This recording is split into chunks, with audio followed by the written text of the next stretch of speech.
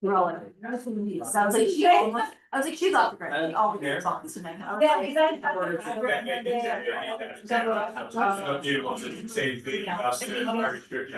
I'm gonna call in. I was like, she took the gin and I was good.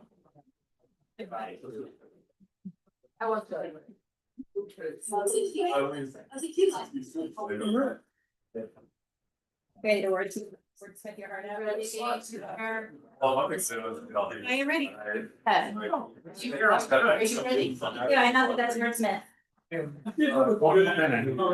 some good conversations with cancer, and I feel significantly better about the retreats and meetings. I thought we were like these for doing the assessments and. We'll do this and then. And everybody. Hear that, it always disrupts you. Kind of issues that I was pointing out.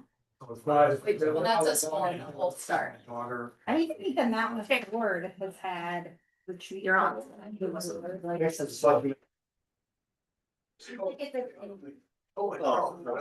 Happen a number of ways.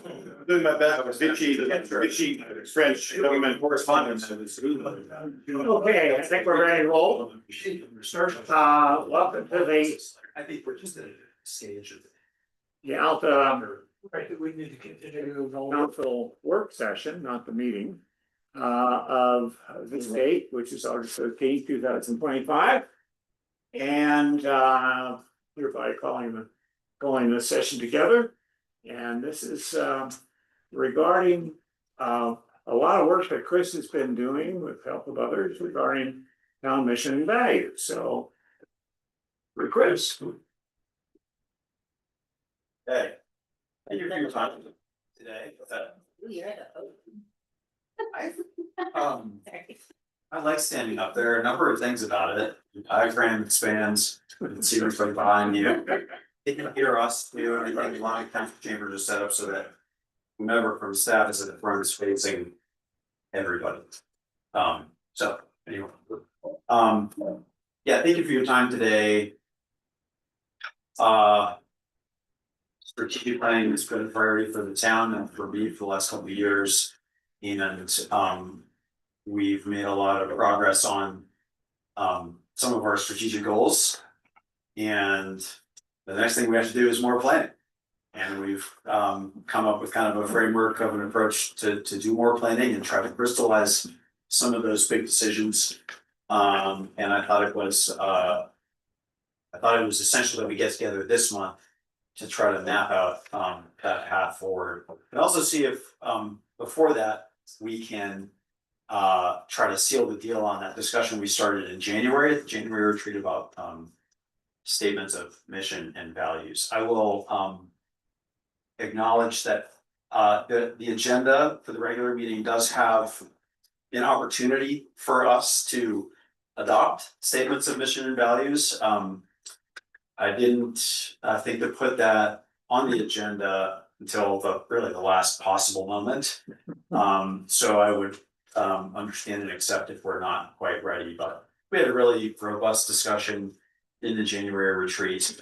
Some of these recommendations as we'll discuss are based on Julie DeLong, our facilitator's analysis after the discussion, and so we can talk about that. So yeah, my goals today for this hour session are first to discuss your feedback on the mission and values that we're going to propose. And then when we get to the second part of this hour work session, we'll talk about the plan for our strategic meeting that we have scheduled as of now for the 4th of September. That's the first Thursday of September after Labor Day. I want to get into it with you guys about what you want or would need to know to discuss financing options and the actual capital needs themselves, and which fight we're going to take first.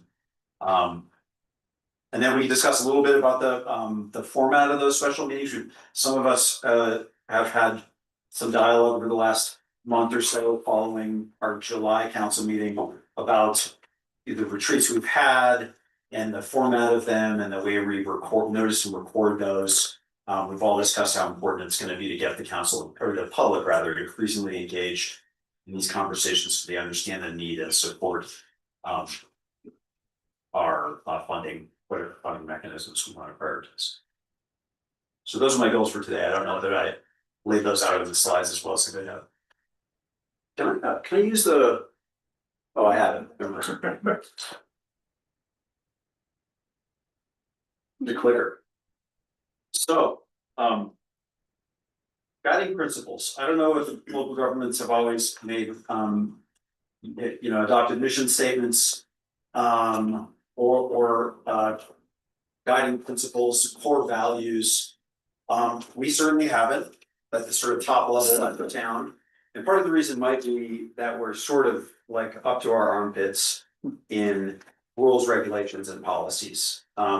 We make rules, regulations, and policies, and we're bound by them. We're bound by a state code or state law. We're bound by the town of Alta municipal code. The closest thing we have to guiding principles is the town of Alta general. As we've discussed at length, the general plans from 2005. A fair amount of that is may be sort of a rollover to a general plan originally adopted in the 90s. Which is not to say it's insufficient, it's only to say that we haven't formally considered whether it still applies and whether it's the best plan for us. We did adopt a vision statement into the general plan in 2013. I'm not going to read it today, as I sometimes like to do. It's more about it's more about our vision for Alta as a place than it is about the what the municipal government itself does in the way that we operate. That's what I want to make progress on, is sort of defining what the actual municipal organization does. And start to, articulate some core values, whether they're true today or aspirational, to sort of guide us, help us communicate with the public as we roll out some of these big decisions. The vision statement in the general plan, I guess I would just observe it functions really nicely as a foundation for our land use regulations, for our zoning ordinance in particular. So that statement has a lot of value, and I do think it generally still applies. So our direction on this mission and value stuff came from from our discussion in the January 2024 council retreat. This was down at our living the snows. That was like the first week of January. It was dumping snow. Our facilitators assisted electric car on the way up. Everybody made it to the session, and one of the outcomes, we crystallized pretty quickly, I think, coalesced around some strategic priorities in that meeting. Sustaining the Alta Marshal's office, getting our hands around our capital needs, undefined and unfunded, as they were at the time. And that does talk about governance and true long range planning beyond the sort of 10-year horizon. We've got buildings, we've got water and sewer infrastructure. We don't really have a plan to maintain and replace those. So we've been really focused on those sort of shorter and medium term goals. We know we have important long range planning topics to address. And I think it was John actually in that 2024 session recommended or proposed direction to staff to come back to the council with a draft mission statement. So we took some time getting to that, but it was about a year ago, staff sat down and we did some homework to come up with some mission values concepts based on what other cities and towns had done and thinking about Alta in our own unique lens. We brought that to the council in January 2025. We spent 90 minutes talking about the recommended the mission values that we brought to the council, and we had a good discussion. We made some progress. So the mission statement that I recommended at the January retreat was to provide municipal services that promote safety and quality of life for Alta's community, protect Alta's alpine environment and unique heritage, carefully manage growth and development, support Alta's local economy. The values we came up with: accessibility, transparency, accountability, and equity. This is my summary of the the reaction to those. I think generally that my sense of the reaction to both of them was, they're okay. They're a little bland. The mission statement should be a little bit more of an elevator pitch. So it's a little bit too long, but it could work. It covers the bases. Integrity is a word that kept coming up, and you probably all remember that.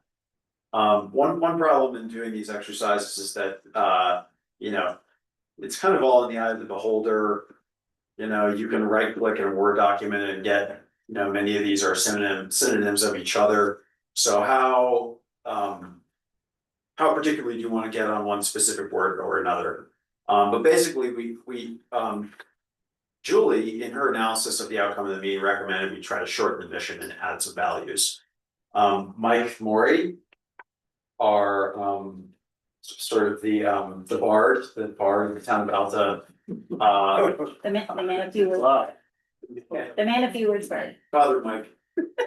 I think I'm gonna credit Mike, whether he actually said it or not, with dropping a forward alternative to that mission statement that we brought to the council that elevates that focus on integrity, and that is that the town of Alta's mission could be to provide service with integrity. I think it was Mike dropped that in our session, and it resonated with everybody. We can all remember that. You could print it on a T-shirt. You could put it on a sticker. So that is my proposal to you today for the town of Alta's mission statement. The core values. Now these are Julie's.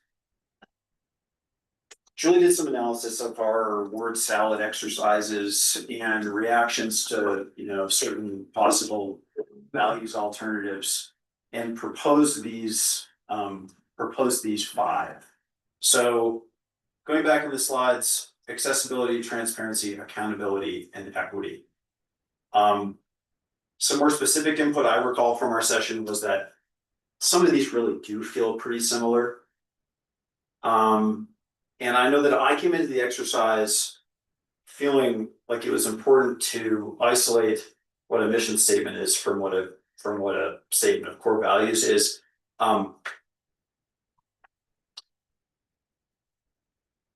We were moving towards more brevity with the mission statement, and it was really important to folks, I think, that we maintain community environment, some statement of those things in this kind of panel of core value of guiding principles. So core values of integrity, accountability, community environment, and equity, they kind of blend some of those principles. We've got nouns and what might feel like adjectives or function that way in here, and that's not the way I was thinking about it initially, but I do think this as a whole really captures what we do at Alta and the values, or at the town of Alta and in Alta. This is adequately and more than adequate. So this is my proposal to you guys, and I'm curious for your feedback. I think brevity and clarity in mission statements has great value. Which this does, both of those. And I like it. I'm generally of the mind that shorter is better. Yeah. These are rocket scientists. I like it, like you said, that's easy to remember. Like if we get, next January, we get new town council members, it's something that's very easy to provide to staff or new members that they know that you can say, hey, this is our mission statement. It's easy for them to remember. I think the core values do kind of expand off of that, which is kind of nice. I think Julie was maybe right. Like you have a few more. I think we were focusing on 4. We have 5 now. Yeah. The vision statement that was adopted in 2000, whatever that was. Are we gonna be planning on reviewing that, or does that also blend in with this? Well, it's a great question. I know that some of us, as we were like, for instance, writing the agenda, trying to decide how to title this portion of the agenda. You want to say mission, vision, and values. And that's often kind of a unit, it's one thing unto themselves or unto itself. To me, I hesitated to want to dive into a mission statement or vision statement exercise. I think that's like, it's broader in scope. And for a municipality with a general plan, which is a land use guiding document, that's the only thing it's required to do in state code. That vision statement is really important, and it's broader than, to me, I think it needs to be broader than how the municipal government operates and what are the services we provide, what space do we fill or niche do we fill in the community. It's got to talk about it's got to inform the land use regulations. And so, and Carolyn has something to say. so I didn't want to necessarily send us over the ledge into a general plan update, because I know that's just a whole other ball of wax. We're not quite there. Well, and that's just a big recurring theme of the one that's in place, no condos and. I don't know the condos come Well, that up, was like a but big part of it, well, you know, what the vision statement does, I think, to your point, is it says commercial use is concentrated Mhm. in the basic area or in the commercial board, essentially. Seems like it would be hard to do within one of those until we figure out what's gonna happen with the Schwanz estate. It's just a comment. Yeah, it feels a little, it's not chicken, it feels backwards, but, right, I mean, it's never the right time, I think. Well, or alternatively, if we have a vision, that should help shape what any other opportunity like that comes up. Just to flip it, I think that it also, you could also view it that way. I'm not advocating for one or the other, but Yeah, I just think changing it now, when we're so deep into the process. I agree with that. Wouldn't really be that fair to, yeah. Let's see what Caroline has to say. I like this. I'd like to clean it up just a little bit. So I believe that you've repeated integrity, both as a core value and as how we're providing service. How about if the environment moves into integrity and equity moves into where environment is? It would like make the whole slide look much more balanced, because you are going to, that it's our mission to provide service with integrity, and we care about accountability, the environment, community, and equity. So that's just my comment.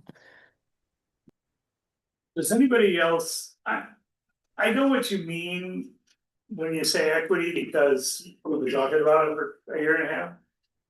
But I think somebody just looking at this, are they thinking, equity, I think that just as many people can represent ownership. Right, you have equity in this or that, and would equality be a better word to have there? Because I think what we're driving at is that we're gonna treat everybody the same. Or that everybody's gonna be equal in our eyes. Yeah, there's just, I'm thinking about like some clip art that illustrated the difference between equity and equality. And I don't wanna get into politics and, partisan politics, but I think equity, it was essentially a fence, and there were people with different heights. Yeah. And I think in equality, everybody gets the same size box, but in equity.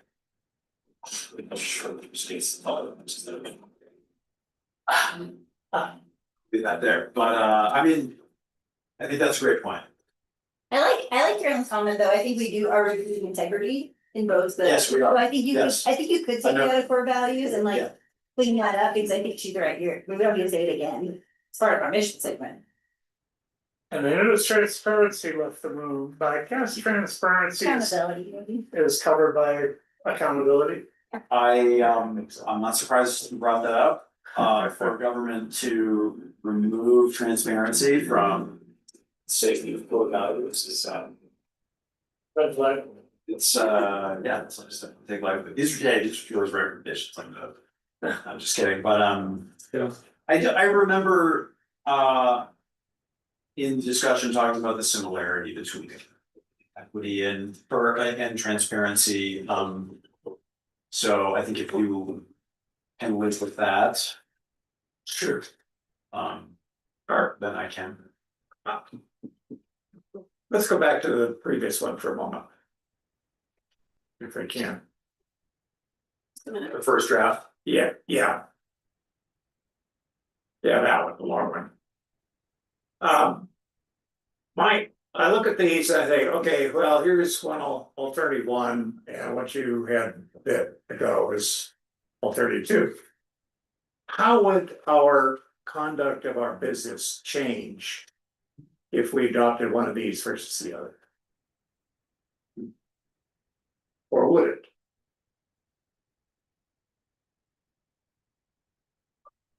Well, I think some people would say that. Don't get mad at me, but I think some people would say that. The shallow shaft and their issues are, meeting a different reception than the estate's issues are. They were sort of bending over backwards to accommodate the estate, where we're not really giving much, not really giving an inch with respect to the shallow shaft, although I think we're acting in good faith. But we'd have to change, I think what they want would require a code change. Okay, and you think that treating them more equitably, it would be better served with the second one than this one? Either, I suppose. I think treating them equitably is really the issue. Yeah. Okay. But I think we're keeping one of the EQ UI, but we're keeping one version of that word in the core values regardless, right? Yeah, equity for me is just a little bit of a misdirection, because again, I think about ownership and I think about equity. Yeah. Sure, and that's a pretty loaded concept Yeah. in a public entity, but. We're not looking to take a business interest in any of our patrons or our constituents. I mean, I look at this statement as kind of a high level guide as to how we do our work. And I'm a little confused as how we would change how we did our work. Well, in the short term, no, it's. They don't do that much change. Yeah. It's helpful for like a new, like when you're bringing somebody new into the organization and you really wanna say, or we are doing an interview, let's say, and you wanna just say, hey, this is the town's mission statement, this is the town values, how do you feel like you align with that? Or if you're bringing them in and onboarding them, you can use these as your guiding, Okay. your guide on how they would conduct themselves as an employee. Yeah. We could also consider swapping out for synonym with equity to fairness, when I just pulled up the Oxford Dictionary. Yeah. It removes any stigma or misdirection. And it's still the spirit of what the word means, I think, to us. You can throw fairness in there. It's not as cool a word. If I could make a comment, Roger. Yeah. Values only change behavior if you review them once a year and look at your decisions and say, did we comport with our behavior? So forget the words for a second. It's really about how do you ensure that your culture reflects your values and your decisions are reflecting your values. I think that part of the process has been missing. And if we're gonna adopt this stuff, I would suggest that we do it. The other thing I would say is, the thing that stands out to me on the difference between A and B is that this one looks like it was designed by a committee.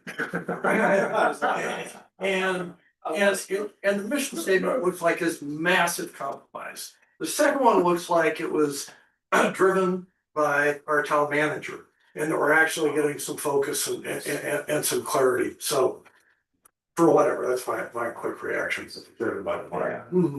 But your idea of retrospectively looking at this, are we doing stuff that's consistent with this or not? Yeah, I think that's a good thought.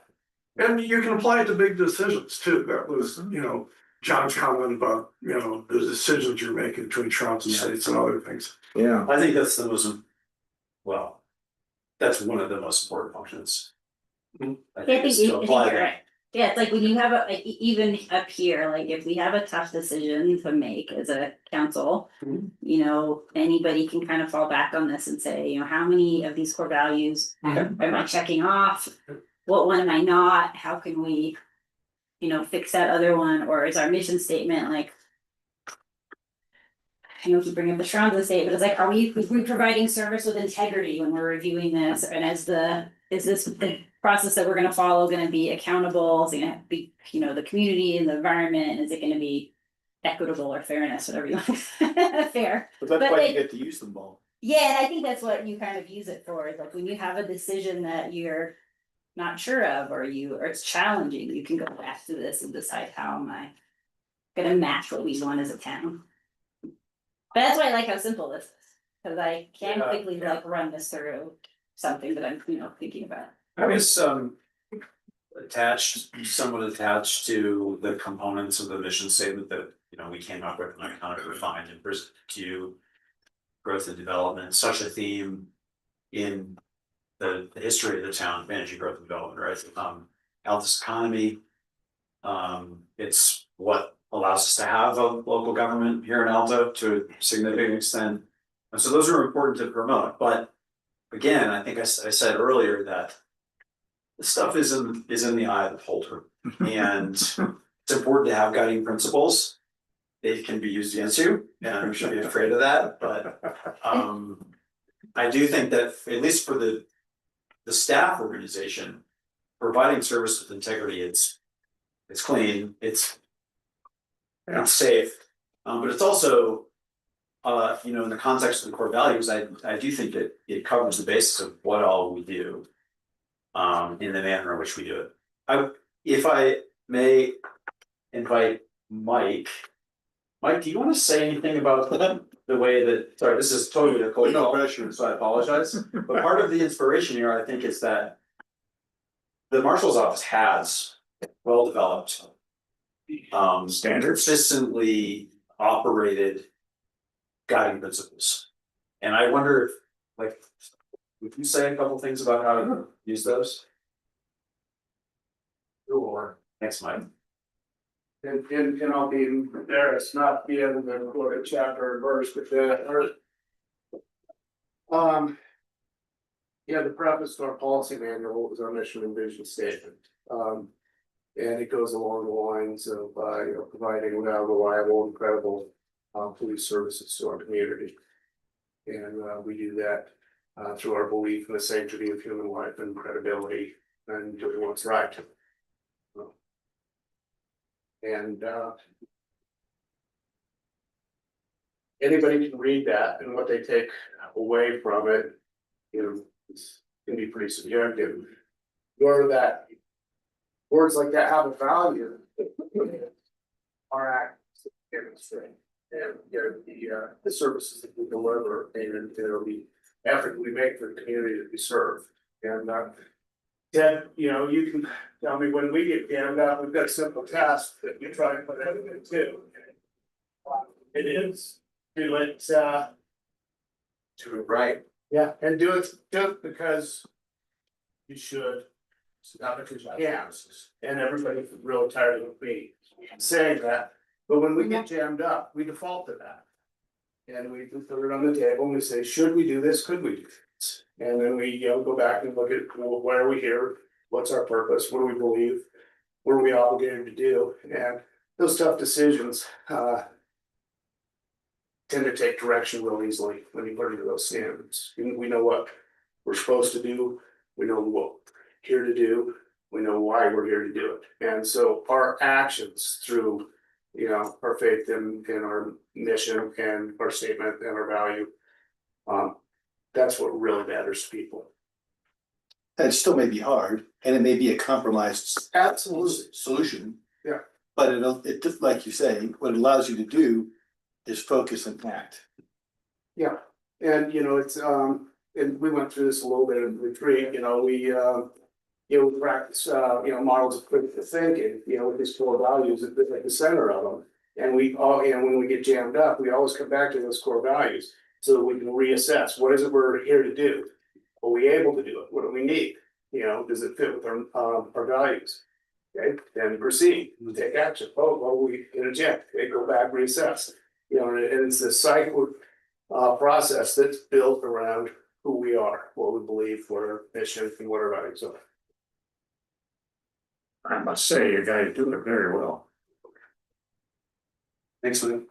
Yeah, your first version of the mission statement, I almost read that as like the guiding principles, like, it's like, if I was to take our mission statement you have here and our 4 core values that we shrunk this down to, so then I would go back to your mission statement you wrote and I actually just like bullet them out as like guiding principles. Yeah, You could almost do that, like, because you're saying like with community, you're gonna do this, and that first one with environment, we're gonna do this.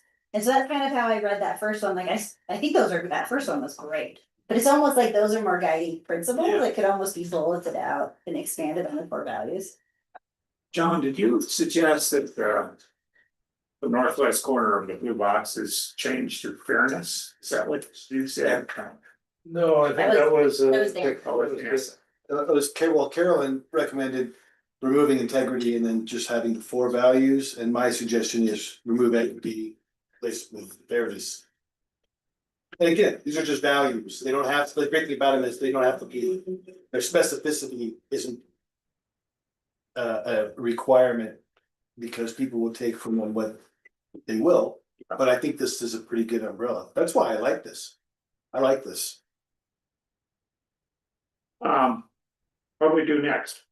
well, so I think to summarize what I've heard, Okay, the mission statement is good. The values. I think, what do you guys think of Carolyn's suggestion to let integrity remain in the mission statement, but take it out of the core values? Yeah, I think it's a little bit better, yeah. yeah. Yes. Okay. Yes. Yep. Equity to fairness or equality. Equality, Equality, yeah, that or was. equitable, no. Yeah, equality, I think, Quality. what do you think, Roger? Yeah, I like equality. And I was over with it, so I'm not. I also like I think that John's recognition that equity, and some people talks about how much money you have invested. Yeah, Is ownership, is easily misinterpreted. right, and not the message we wanna put forward. Right. Can I share how my understanding of the difference between equality and equity? And Yes. Go ahead. yeah, so I like equity better. I feel like equality, you know, it sounds on the surface that we're gonna treat everyone equally, but like one example, if we treat everyone equally, then say you wanna come to town council meeting, then you have to walk up the stairs and we don't have an alternative. Whereas equity is everyone has the equal opportunity to attend a council meeting by providing those different resources. And so some are, But would we make it equitable by, you know, carrying them up the stairs or? well, I'm saying, if you're, Operation I feel dealing with like it. that option isn't there. It's like everyone has. I wrote down it the other day. Yeah, So no. because I'm at home, you know, and I can Google things and not look like I'm doing something else. So, basically, I think the right word is equity. I mean, equality. Sorry. Equality means people should be treated the same by public policy to remove barriers to an individual's success. It is commonly associated with giving people equality of opportunity. Equity means people should be treated differently by public policy to compensate for different circumstances and consequent need for help from the government. Yeah, A, Google. I think A is what we're trying to drive at. And I also think, Molly, that's, to you, that was your definition, which is why, as I was with you, I lean towards equity as a word. But I don't. Yeah, I'm fine with equality. We're still nonpartisan. It's still not. Hey, Well, now, so. I It's on think the what- agenda, right? I think where we are is we're taking out equity And we're taking out integrity and replacing equity with equality. Is that where we are? Yep, and you end up with forwards. Good. Okay, just wanted to check. See, if that's where we were. Yeah, you're not looking, but I think you got consensus from all of It us. seems that way. Yeah, if you do that. I think 7 can probably happen. That's great. You put it on there and we can make it happen down. Very quickly. Oh, yeah, super cool. Discussion. Right, right. I think it feels to me like we're ready to move on to the next topic. Is that? Yes. Yes. Sounds back up. So, the past couple months, we've been talking about, the need to take some additional time outside of our regular council meeting schedules to talk about, making the next step towards big capital projects. How are we gonna pay for these things? I've over the past couple months, I've talked to a few other local government folks. And I think every little government entity out there, even the big ones, wind up in these situations where you build stuff and nobody saves enough. So I don't think we're necessarily in a unique situation. I think with the scale of Alta, it maybe seems more daunting. With the scale of Alta and with our inexperience with doing big projects like this. I mean, the last time the town did a project for its magnitude, I think was when we built the town office. The water building was another project, but the town office was like a $400,000 project in 1994. So it's been a while, and we've got a lot to learn, and that's fine. So we all agree we need to take additional time out of the council meetings. Not only to get into the details, but also to try to drive public awareness and participation to the extent we can. So while I was out of town in July, or shortly before that, Jen reached out to all of you to poll you on your availability for a first session. We settled on September 4th, from 9 to noon. And we do plan to get some box lunches or something like that, to, smooth your travels to the next part of your day, or to, extend the discussion for anyone who might wanna, stick around. The setting is, still to be determined, somewhat. I think we all like the idea of doing it at OLS. But that presents some challenges, at least with our current setup, in terms of how we set up, remote or virtual participation, technology, how we take audio recordings. So talk about that before we're done here. The goals here for our strategic, our sort of short-term objectives are to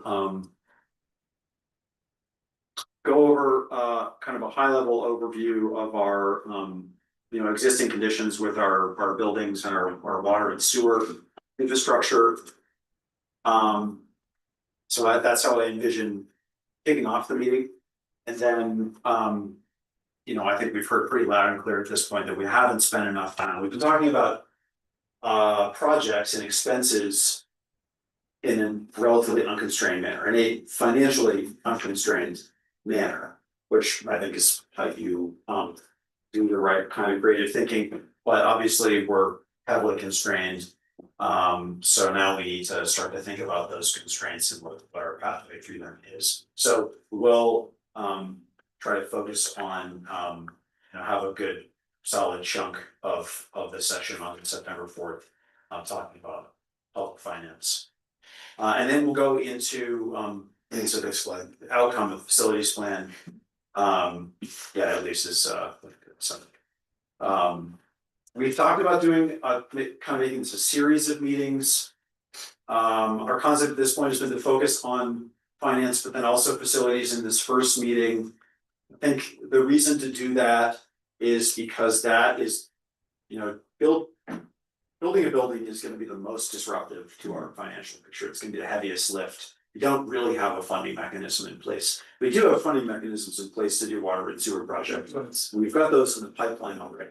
whether we like what we're gonna have to do with those funding mechanisms in order to do what is on the list and what's not on the list, but should be, namely pipeline replacement. But I think we've been feeling like we need to really start this conversation about funding a big facilities project. So we'll focus on that for now, but then shortly thereafter, see it out. I think we see where we wind up with this first meeting and then make a plan to do a second meeting where we get into a little bit more detail on utilities. Short comment. I spent quite a bit of time on your plan and the different studies. I read each of the different studies again. God help me. I think that we're in a good position if we lengthen the timeline for the water fund and the sewer fund.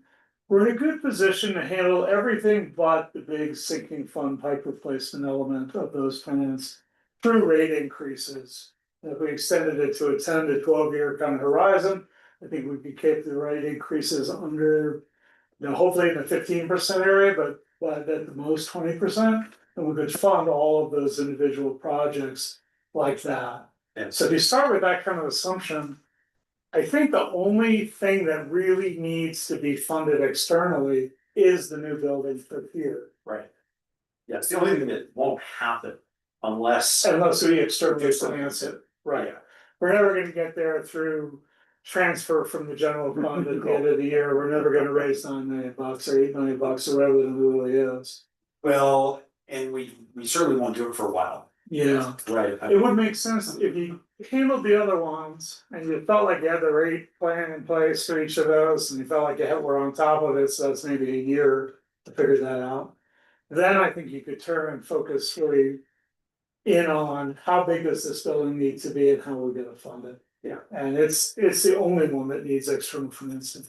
I think that's right on, John. And I think that's why we are approaching this, this next round of discussions in this way. Sounds good.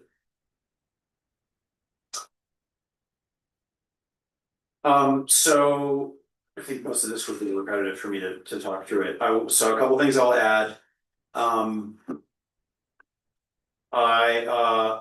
I've just engaged Julie to help me plan the meeting and facilitate it. I was not sure I wanted to do that.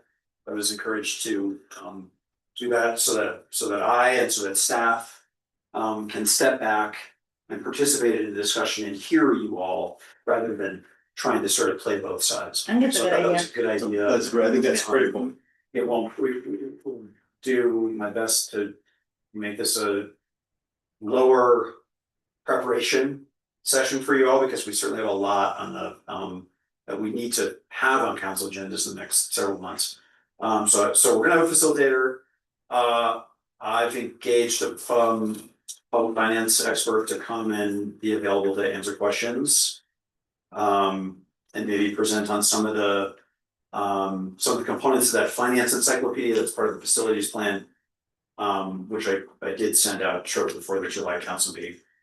I want to acknowledge, if it hasn't occurred to you, that I have not posted or presented or distributed to you all the final drafts of the facilities plan and the water and sewer master plans. I sent out drafts and excerpts of the facilities plan. I sent out drafts and excerpts prior to the July meeting. And just with the way timelines worked, we saw a couple substantive, Molly took a deep dive into the facilities plan and noticed a couple substantive things that we thought were supposed to be in there. Namely, we thought we were getting floor plans of our existing facilities, and we're both pretty sure we saw them, but they didn't actually make it into the final draft. We just have like an Excel output matrix of square footage per function. So anyways, we're trying to get all that stuff together. I know we've reviewed the important substance of the facilities plan as it has been in development, But so I acknowledge that it's August 13th. We're gonna try to have this meeting on September 4th, and I haven't gotten those out yet. So I'm planning to get those done and distributed before that meeting. There shouldn't be that much new stuff, but I know that some of us who are prone to reading deeply, might find the whole of it. It's a long story. The Oh, whole, yeah, it's dense, it's dense, there's Yes. a lot of information there. and there's a recommendation in it, but we could really take any number of different paths based on the findings. So, so anyways, that's really my task for the next couple of weeks, is to come up with a productive agenda for the meeting so that we don't just throw printouts of it up in the air and walk out of the building. I think with respect to the. I know we've had gone back and forth on the whole those style meetings, and I've gotten a lot more comfortable with it. Actually had some really good conversations with Cameron, and I find out we're not alone in this regard, and the other people do this style meeting too. I think the important part to be able to broadcast or save to YouTube or whatever in the end is the part about each of the individual plans, so that our constituents can go to the website and watch that part of the discussion if they want to. Yeah. And maybe the sort of higher level stuff is perhaps less mission critical Right. to record. Sure, okay. Well, so let's talk about the format. We've had these two, annual retreats. They've been like the morning and half the afternoon in January of 2024 and 2025. We have noticed them. We've adopted minutes. The minutes have typically been shorter form than our regular council meeting minutes. There's no action to be taken in those meetings, and there's no action noticed. And a lot of what we do is, they're word salad exercises. We've got whiteboards and we've got sticky notes, and we're not seated as a panel such that camera can focus on the council. Maybe another camera gets, an individual of the dais, and there's an audio recording that's easy to take because everybody's centrally located. And I think we would all agree that there's a lot of value in that alternative, more kind of dynamic format. The problem is that it's very difficult to do an audio or video recording of a meeting in that format we've been following.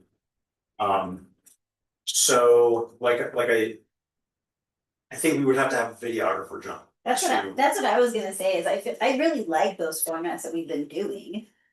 Because it allows us to I think it allows us to sit at tables where we're blended with the staff. It's not like you guys are on one side and we're on this side. It allows us to all work together and have a good discussion. And if we have to have a videographer walking around the room, So be it. It's I think okay. that's fine. Yeah. I mean, if that allows us to post a video that people could watch later on, it wouldn't be live. But it would allow us to get a possible transcript of some sort, and it would allow us to have a video that you could post. That'd be my only, that's what I was gonna suggest after, when I was looking at all this stuff for this, is that we just hire the videographer. And it's possible that we might use two formats during the meeting. It might start off the meeting where you're gonna kind of march through the studies. Yeah. And have that be more traditional, and then have the afternoon one where, like, the SoundCloud is kind of useless to me because you can't see the chart that the people are talking about. So like I went back and listened to Craig's introduction to calculus and probability risk. But hard to follow, even harder to follow without, so that's not. And we are required. It's an open public meeting, we are required to have an audio recording, right? So we do have to have an audio recording. I mean, could we be challenged if the audio recording is not adequate? I don't need to answer that, but so it's an interesting challenge. How do we? I think it seems like we all want to stick with the format, right? We don't want to just have an additional 3 hours of sitting behind a thing and No. Like this. right, right. But we want to come up with a way to capture the discussion better. Gentlemen, third row. That's right. Just an observation in regards to videoing. Having spent 13 years getting transcripts of public meetings in the town council. eventually segued to the video option precisely because it was cheaper. You can get the video, if you get city court reporting or any other reporting services to come, set up their video, tell them what you want to see, you know, whether that's, you know, wide angle, whatever, you know, tell them what you want to see. Any point in the future thereafter, you can have the option to pay for a transcript. And, you know, you get the audio in the video. So, and it's cheap, compared to just going, if you were to go out and engage a videographer to come and, you know, produce your meeting. I think it's worth trying. I mean, I think we want to keep the format. Yeah, good I idea. don't think it can hurt to try. Right, so refinement. Try it out and maybe we find that it's not the format we wanted and we have to like review. I mean, but I think it's worth trying it out. I don't know. But as Mark points out, like if it's a FOIA request or something down the road, you can pay for a transcript then of this thing. So you've got some options in the spirit of transparency, Well, which is one of our values. If there's a FOIA request or a grandma request, can't you just say, here's the video? And satisfy it. Yeah. You don't have to try to find ourselves. Says the attorney. Yeah. But yeah, I think if we do a videographer, I think it has to be somebody that's not like, we don't wanna hire some wedding videographer, you know, like, we wanna hire somebody that does public meetings, that has done council meetings, like, we don't need someone like Mark said, being a producing something for us, we want someone that's just gonna record what we are doing. Straight and tan. But yeah, and keep in perspective that, you know, what we're talking about is an aggregate, you know, some number like $20 million. Yeah. To spend a little bit of money on production, and create the right record from the beginning seems to make sense to me. Especially if it's facilitating better dialogue and outcome. Yeah. And educating our constituents, because ultimately the constituents are gonna have to buy into these projects. Yep. Well, we're gonna look pretty silly standing there, Okay. not having the money. So I think we've adopted that principle. That means they're gonna have a consultant who's sitting in the back of the room, tell me what to wear. Yeah. We're on the YouTube live right now, we're getting videoed right now. So I assume we want to take a couple of minutes to stand up and stretch. Yeah, good idea. We'd like to, should we do now, or if, Well, why don't you want to wrap this up? yeah, well, I Say just something else. wanna see if there's anything, I haven't like structured a great discussion about, you know, more detailed goals and objectives for the substance of the retreat, specifically. What are our options to finance big capital expenses? And what are those capital expenses going to be? But those are, you know, that's what we need to discuss. And this is our last time together as a body to talk about it before I go off and just start coming up with an agenda, maybe bouncing things off you individually. This is our last time together, to talk about that. Probably in reverse order. Say that again. Probably in reverse order. Reverse order. Probably wanna talk about the project. Yeah, what are we gonna build and how we're gonna pay for it? Not talk about the financing and then the projects. Yeah. Yeah. I think that's fine, yeah. That's always my preference. I think, John, So your we comment follow about educating public is really important. If we're gonna hire a videographer, one thing we might wanna consider is having them take a tour through the building that we're actually replacing. Because I think if people, I don't think most people actually understand the state of the physical infrastructure that we have. That's gonna be the biggest driver, so just consider that. That's a good weekend. I think there's. Yes, well, like I said, I think I described in one of the bullets on the middle slide that a report of the existing conditions is, and we all know it, but. No, we all know. Right, I think we know. think the public is acutely aware of it. Right, it's really gonna be an exercise for the public to be able to understand the projects more deeply. I think all of us have a pretty decent grip on it at this point. Yeah. Alright.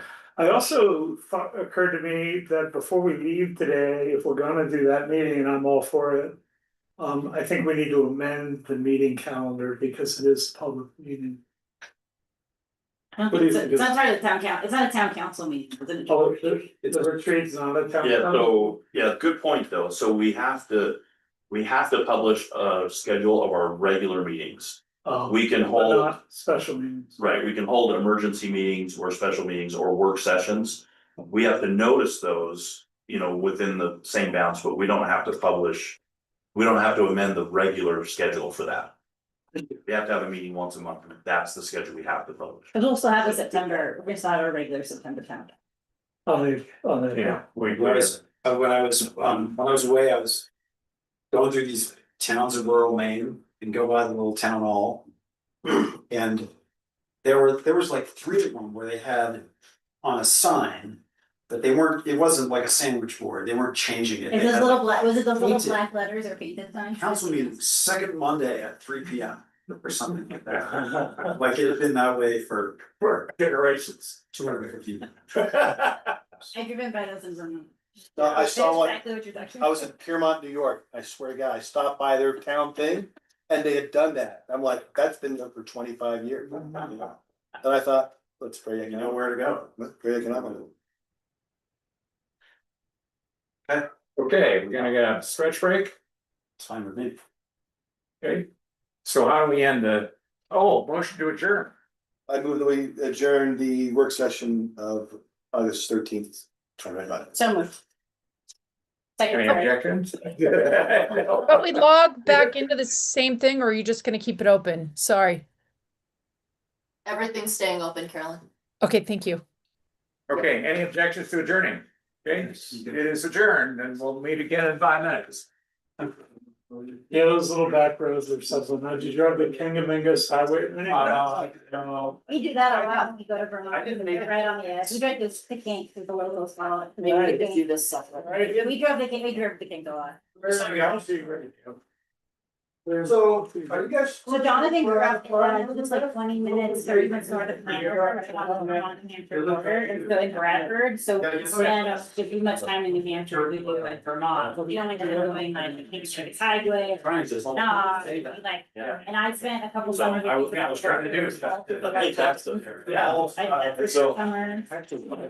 You ragged. No, I didn't do that, so that's the funny part is like, I've never seen that. I go in the summer, I go in the fall, like we're gonna go the end of September, to go to Vermont in a couple of months. But yeah, I've never gone My family's. My dad was here, Sarah Jones. We spent a lot of time in Lebanon. That's the hospital. That's the city. It's the hospital, everyone is where everyone shot. Yeah, I think going back east, it'll be fun. Even says to me, she says to me, it's really icy. And I say, hey, see you in the darkest skiway? She's like, no, that's the worst. She had a traumatic event at the darkest skiway. Yeah, never really, it's really, come back, you said. Yeah. It's nothing from Alaska skiing, I grew up in here. Like, what were you telling me? Working up, you know, like. We looked at the spring before and Jonathan. No, my dad passed, like, Last closing weekend and we hiked, Should be 85. hiked Tuckerman's and a lot of senior Tuckerman's, like, we had our rock.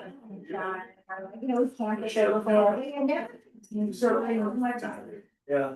One of the things about the intersection is, yeah. I think a lot of these just they were. Less than council station real soon. Let's see this.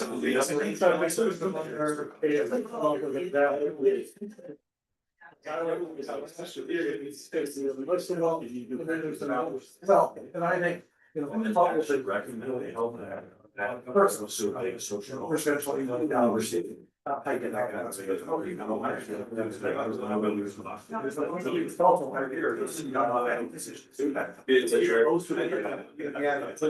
guess I go, whatever that happens, that risk. I guess there. And we're talking about.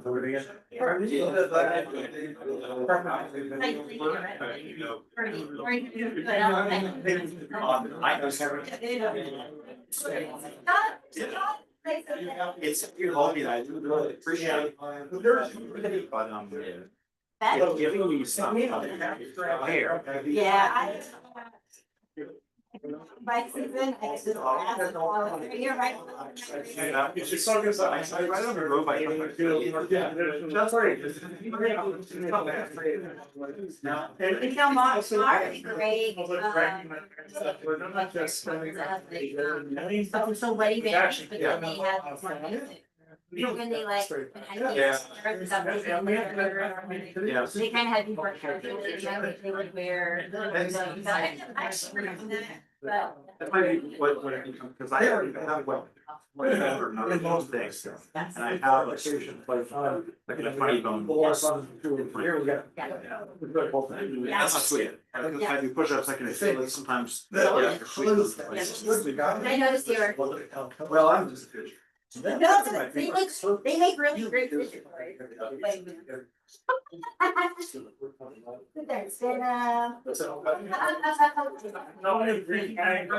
Yeah. 5 o'clock. The primary purpose is to support the The model. only good thing about being behind the table is like, taking off my sandals. I know, I didn't take mine off. I was like, yeah, I saw you and I was like, I'm doing the same thing. No, I agree, I already, I'm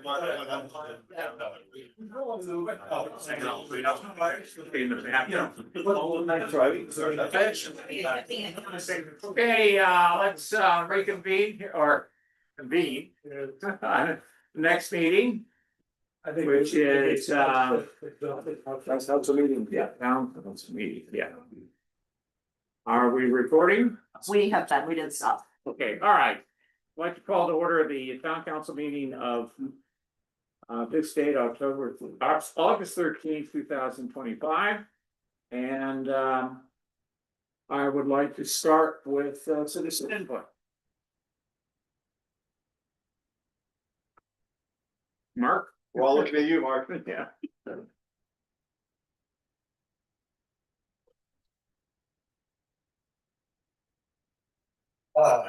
Regard to the recently concluded. Conversation, Mark Hague. Recently concluded discussion of the mission statement. I would just proffer a contrasting statement. This municipality's creature of the state of Utah legislature, it's authorized by the state. And in mission statements, I think should follow the KISS objective, and for anybody that doesn't know, that's keep it simple, stupid. And regards Mr. Qualley's remark that, hey, it should really be an elevator pitch, okay? So really, this is a municipality of a quite small number of taxpayers, quite small number of citizens.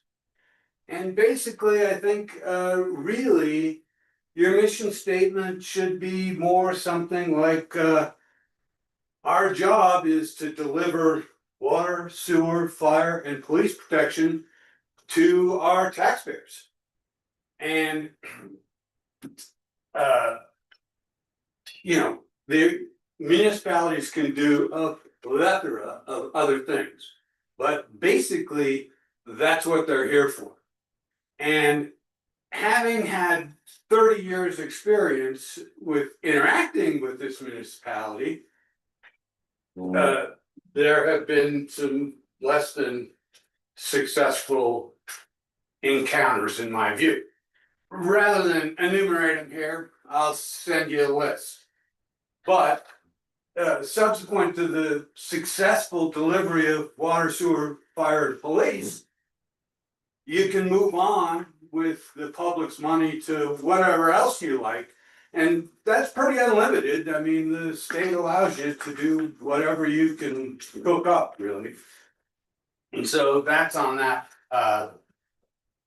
Regards the council retreat next month, I think it'll be hopefully productive. But I would urge you to include Mr. Highmark, as he's running for office this fall, as well as Mr. Moxley, because he's running for office this fall, and include them in the discussion. And it may not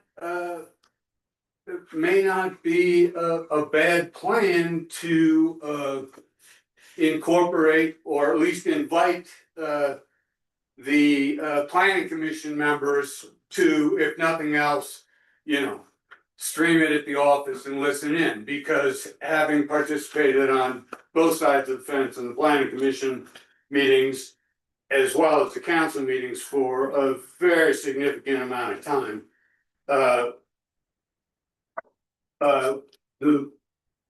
they need some better connection. Thank you.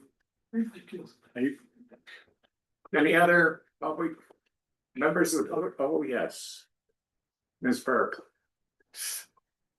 I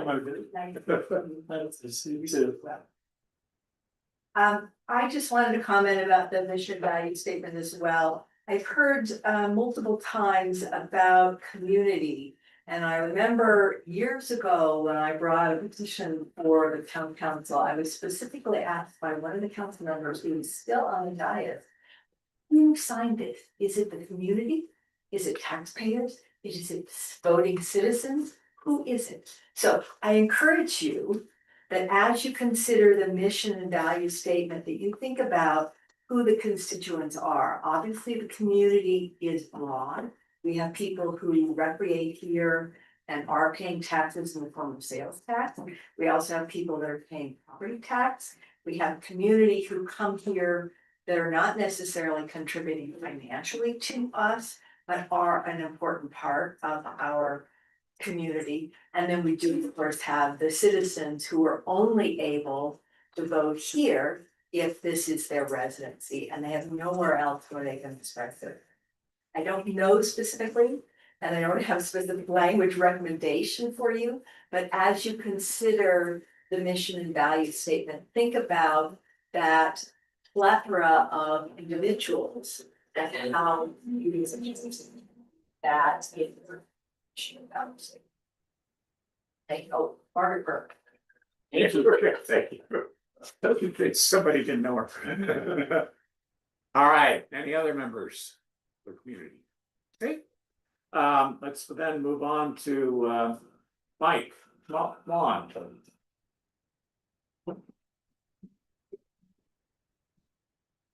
Good afternoon. Good afternoon. Oh, We know you too. see, it's supposed to say something. There's a couple of things on the calendar coming up. We have the last of the series race. We'll be here on August 3rd. Coming, which we released out of the Wildcat and Town Park areas. It's up and coming. August 23rd. 23rd. That'd be the last major race event here in the summer. We have it in the town of Alta. You may have seen a drone flying around a fair amount in the last couple of days. That is a contractor that we have hired to help us in complete the area. It's federal on aerial, and so they're doing some mapping that also allows us to kind of sync everything up with the LiDAR on the snow caps and everything for snow depths and everything. So there's a better base map for moving forward as we do train projects for the future.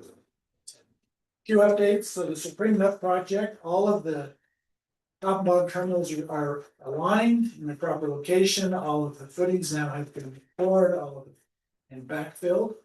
As the concrete of the footings is curing. We won't have the Poma people here for the next, just a few of them here for the next few weeks, but we're looking at after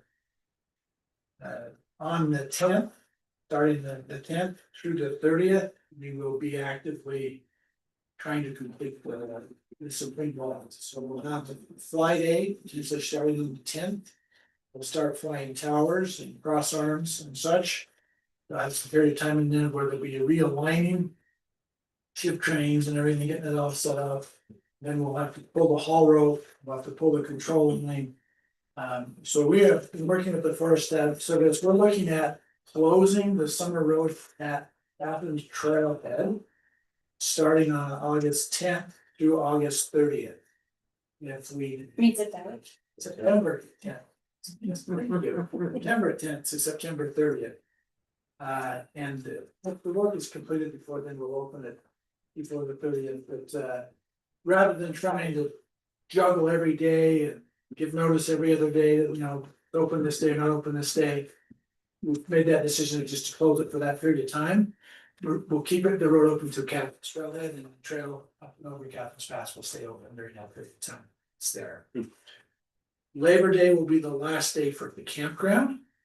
And then between Labor Day and the 10th, so the 1st and the 10th, Rocky Mountain Power has a contractor that will be doing a power line inside, running a line from the cabins in the Albion Alps through the campground down to a transformer at the bottom of the campground.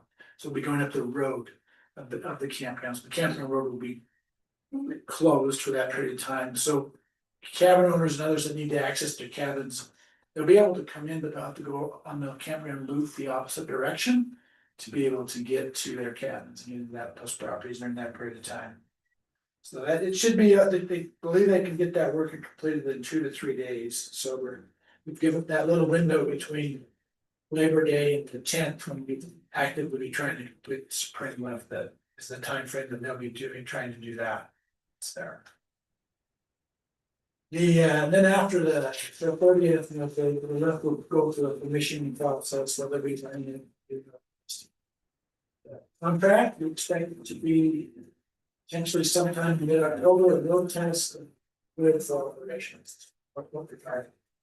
So, storage building, you may have noticed that we finally all the fittings are poured for this. Not the storage building, for the Albion Dale, all the fittings have been poured. We're now, and all of the precast walls have been coming up the canyon and the semis, and we're actually going vertical. It's actually like they're putting together a bunch of Lego kit over there, and we're starting to see walls go up and such. That should happen for another week and a half. After that time, they hope to be starting to pour. They'll pour the cap first and pour the other floors to try to bring it all together and solidify it. And it's a kind of a critical time for them to get that done because they have to get that done before they can start to backfill. And the asphalt, it's all been removed from the parking lot. So we're trying to get all that done before next we'll start to close in the valley with the asphalt. You expect that to be online for this season? No, it's a 2-year bill, but really they'll get the shell up, get some of the flooring in, they'll get the steel up that's in the parking lot. But they won't get, no windows, I think, will get installed, so we'll use for that phase, and then the next summer is the completion of that building. The storage building across the parking lot, they're just finishing the retaining wall, the shoring. Starting to dig footings, hope to be pouring footings early next week, and they'll just start going upward. It's a port building, so it will obviously, it's still on track that building should be completed. It may not be completed with the state to be used or occupied this winter, but far enough along that it will be enclosed, hopefully. Going into this coming winter, that project, it's there. Our the Mason Tower project is complete, except for flying up the actual boxes with the explosives in, which will happen closer to the season when we fly the rest of the boxes in the ski area. So that was the high T project we've been working on. Is wrapping up, will be complete this week.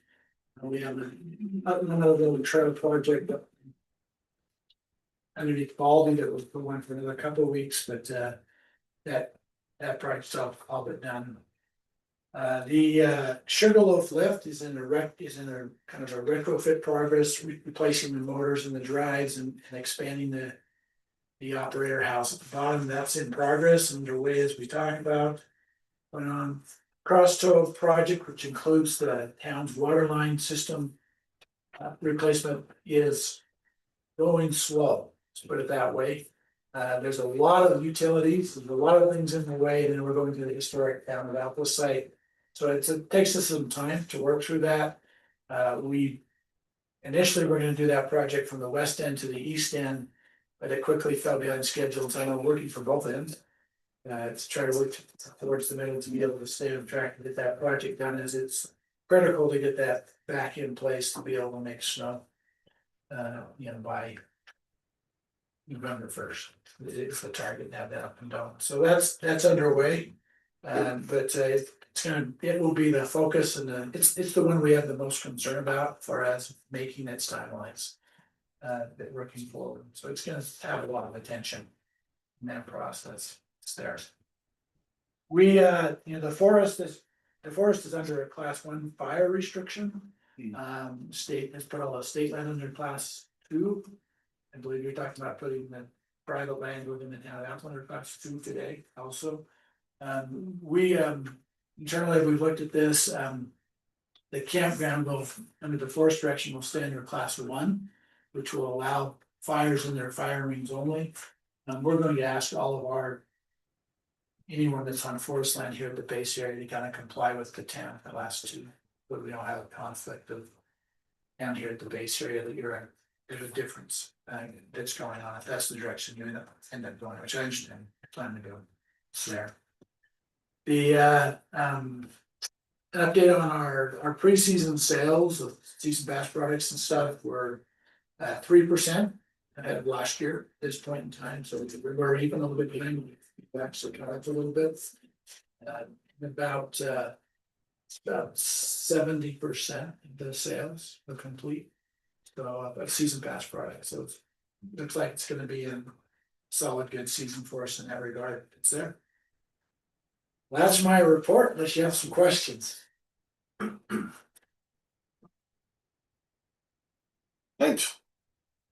Are you still seeing a migration to the less expensive pass product? Yeah, no longer. Full rate season passes are off about 2%. And we've seen significant growth in the diamond card, gold card, that's where the growth is. Yes. So, and that's kind of applied true in the broader market when you look at Icon, like Mountain Collective sales are up, cheaper product, where the Icon is kind of full. So there's been, there is still people that are concerned about the economy and buying less expensive products. Yeah, the Mountain Collective product has great value. Yeah. That's the reason that's continued to survive even with the explosion and the other trends. It's still there, it's not very big overall when you look at Collective versus other products, it's it's still a fraction of what it was, when first 3 or 4 years it was kind of exploded, and then when Icon came, it really significantly impacted the Mountain Collective, and it's just slowly crawling its way there. But it is continuing. Hey, thank you. Thank you. Okay.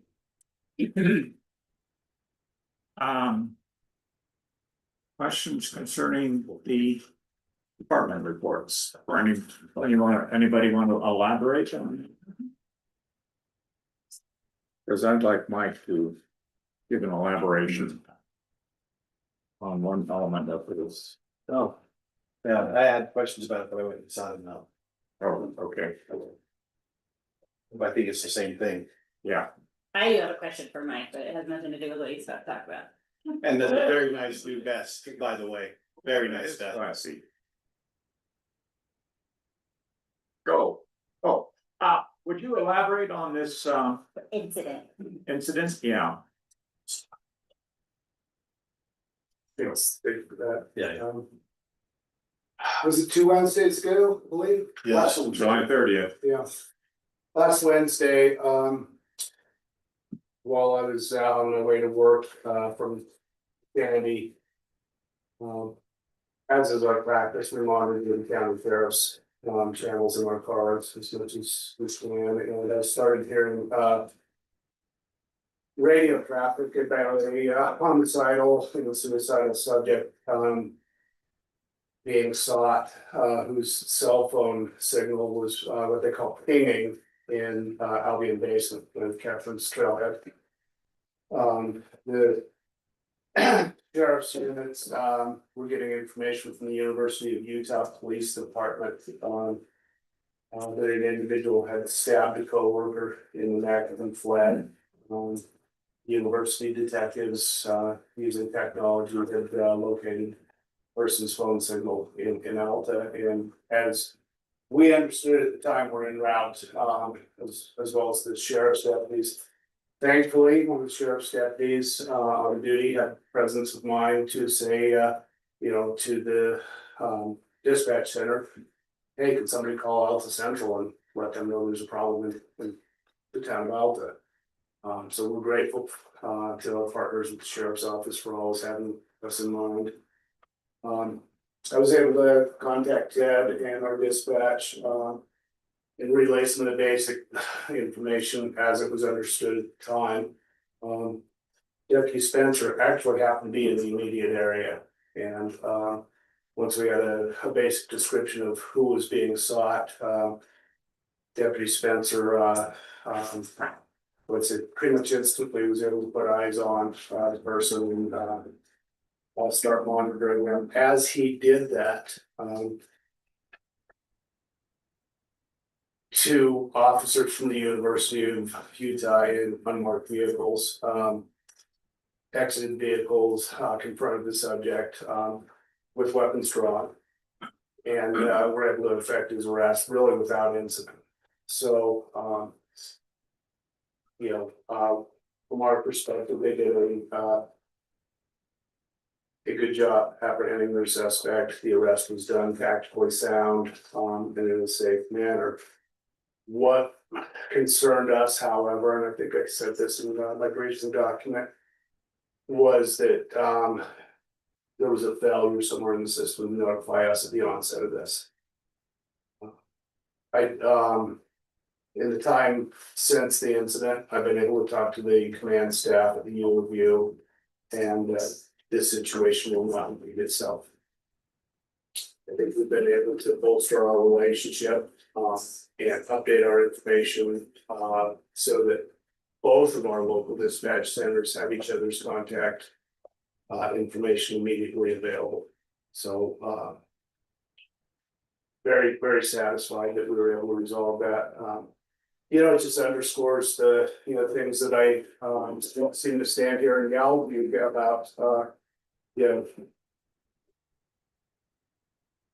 Most times it feels like a pretty safe place to be a cop, but things can and do change suddenly for us. And when you have one or two officers on duty at any given time, things can escalate rapidly, and we need to continue to train, continue to adapt to the world that's changing around us, and continue to work on the relationships with the other agencies in the valley, because more and more of these kind of things are happening and going mobile, and I think that it's reasonable to expect, we'll see another incident like this, in our future. My concern is more system wide, because while we close the gap with U of U, if it's South Salt Lake PD or Woods Cross or some other small, is there a mechanism by which system wide you can inject this into the comm system to make sure, because I think it's more of a comm system issue. The first interagency mechanism that exists is Utah state law. And the statute's pretty clear on when one law enforcement agency enters into another agency's jurisdiction, there's a notification process that should take place before taking this action. I don't think that in this incident there was any intention to, to hide it. I think simply the people responding were not aware that we had a local police department here. Right. To them, it's national forest. They were just following the You guy. know, unfortunately, that's something that we're used to. And you know, it does create challenges in the communications world. Legislatures put a lot of effort into consolidating dispatch centers. And there's a lot of mandates out there. I know there are powers in that conversation that would very much like the town of Alta to not have a dispatch center here. And to have those things done through the Valley Emergency Communications Center down in West Valley City. We've argued that we're just beyond fit in the game and that we need the spatial awareness. I mean, I can't imagine calling Taylorsville, you know, saying, hey, you want to put the town belt on the interlunch? Yeah, What? functionally, you know, we just operate in some big ways that, you know, maybe our county partners aren't used to. You know, and along those lines, there's mandates for us to share technology platforms.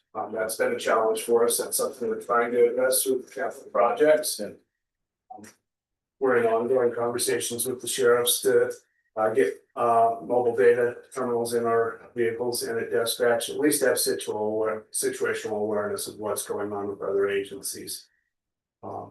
It's expensive. Technology behind it is chewy. We've made past efforts to acquire this technology, and the vendor that provides it declined to bid based on the size of our budget. So we're talking about a lot of money. So again, we're working with our partners to, you know, see if we can't establish some services in kind relationships and get that technology in our police cars. It's a big deal, and not having it at our fingertips is a real safety problem for our people. Okay.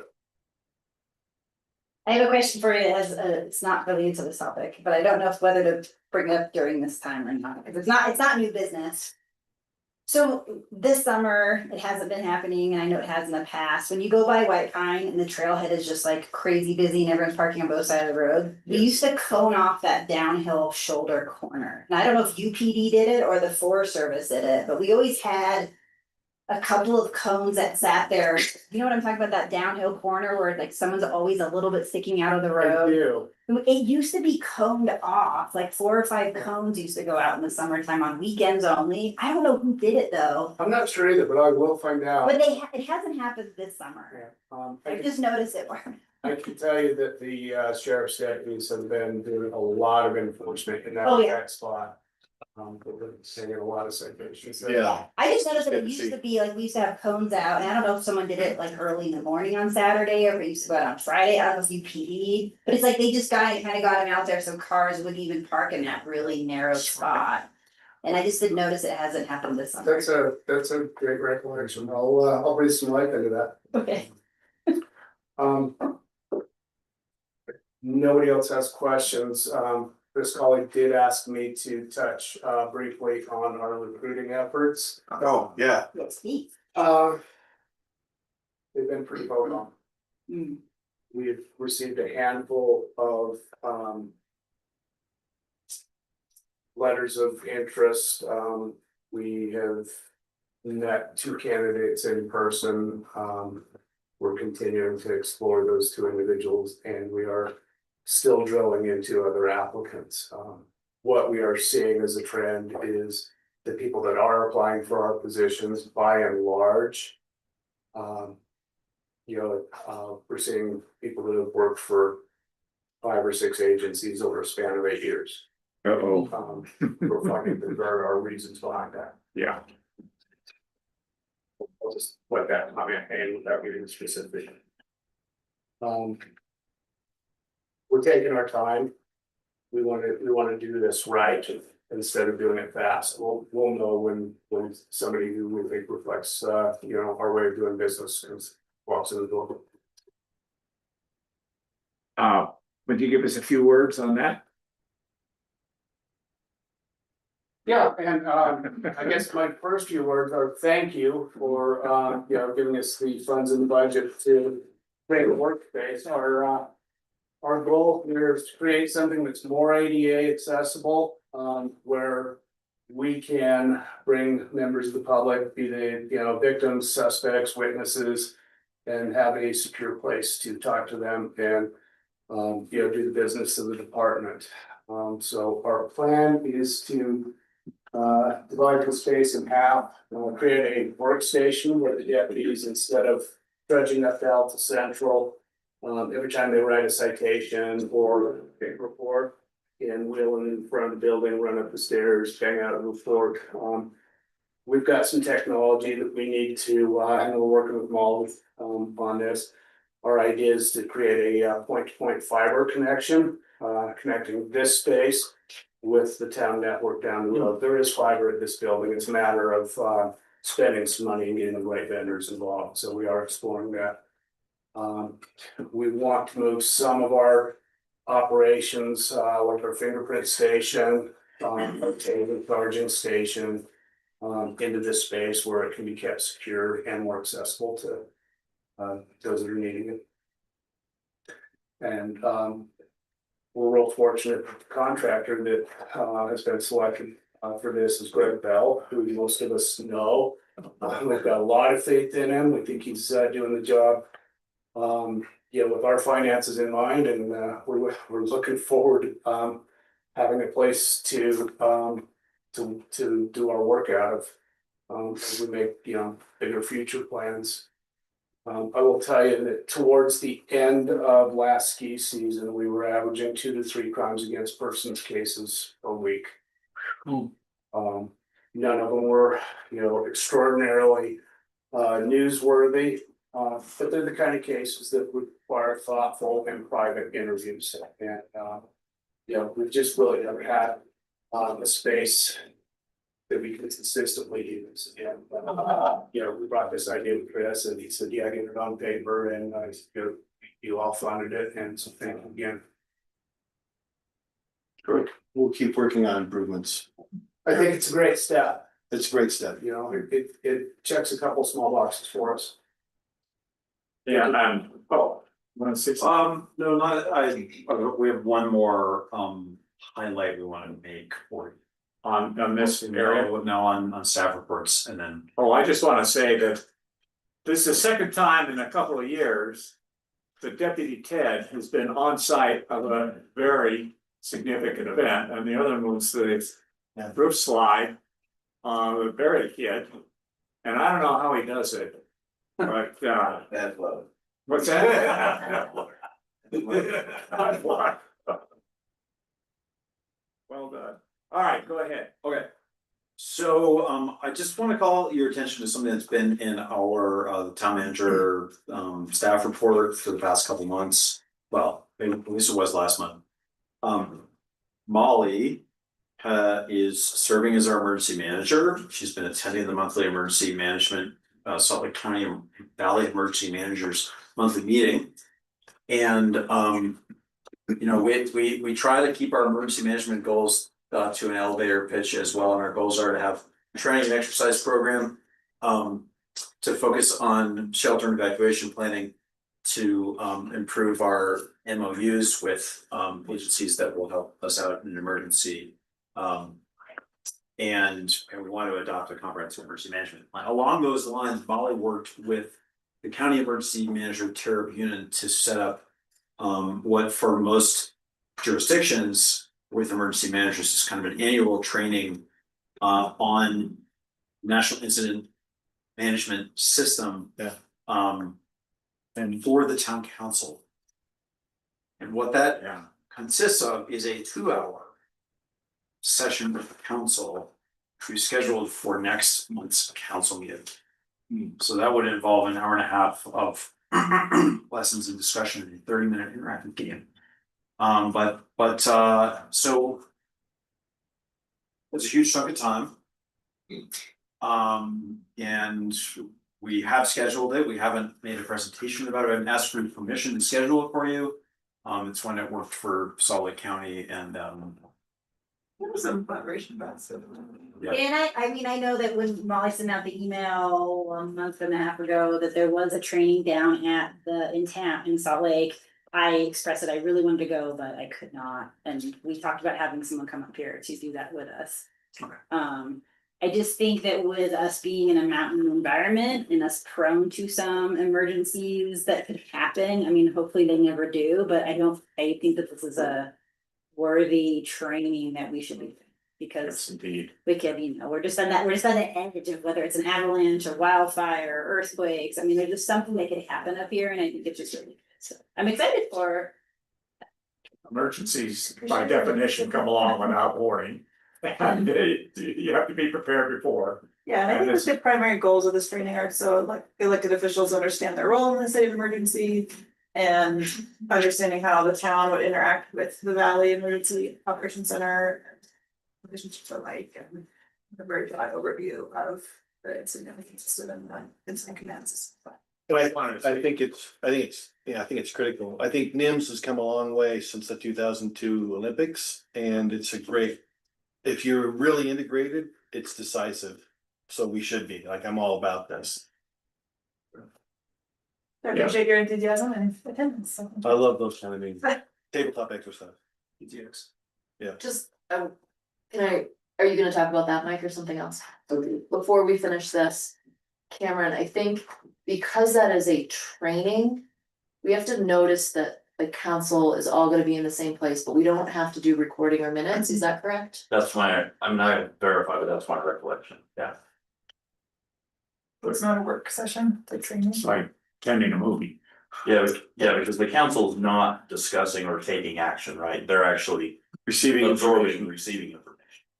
I remember when we did, because it was a long time ago, but we did some sort of FEMA certification of FEMA stuff in OLS, and it was the same, like the council was allowed to attend, and it was just a training. Mike wanted to say something. Yeah, kind of along all these lines, and I'm sorry to drag this on, I wanna break in tradition and actually say something nice about firefighters.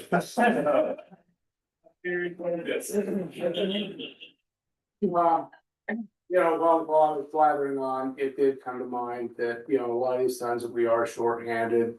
The 113 crew is really our force multiplier. And they're able to come up and help us put hands on people and stabilize things and, whatever we gotta do to keep this crew solid, please do it. Okay, that takes me to the mayor's report. And, No, I got number 5. number 5? Last council. Yes. Oh, sorry, approval of the meeting minutes, any concerns, corrections? I just wanna say that I crushed the no before computer training. I did too. I know I had been heckled somewhat in the staff report earlier, but bad attitude, but. I crushed that thing, for some reason. I crushed the email one recently, by the way. That one was- That's what I'm talking. I had that Crushed email that. week, I still haven't. I did the email one and the password. Any of both, yes. Oh, I haven't got the password. Yeah, it's on the, you have to look down there. There's another one coming for you. I just. I went ahead did and both knocked it too. off. I- Yeah. I believe. I'm at a mind, I haven't I'm been been able to have we not? I have not checked Same. before the meeting to see who is in the All right, today. well. If you're not, you will get a reminder email. Yeah, good. Asking you to That's good. Good. Congratulations all on doing your homework. Well, I'll make a motion to approve the July 9th town council meeting minutes and the June staff and finance reports. Sure. Any further discussion? All in favor? Yes? Any opposed? Motion passes. I need Yes. to hear Carolyn's verbal on that. Should like raise their hand. I but yeah. see it. I need a verbal. Great. Yes. Thank you. And Molly's just pointing out to me, that it says, I think there's a typo in the agenda where it says June staff finance. Oh, it should be July. And it should have been July. Yeah. That's just a oversight on my part, so we'll correct that. All right, 16:38. The leading item that I had reserved for my mayor's report was my meeting with Senator John Curtis. which was scheduled for the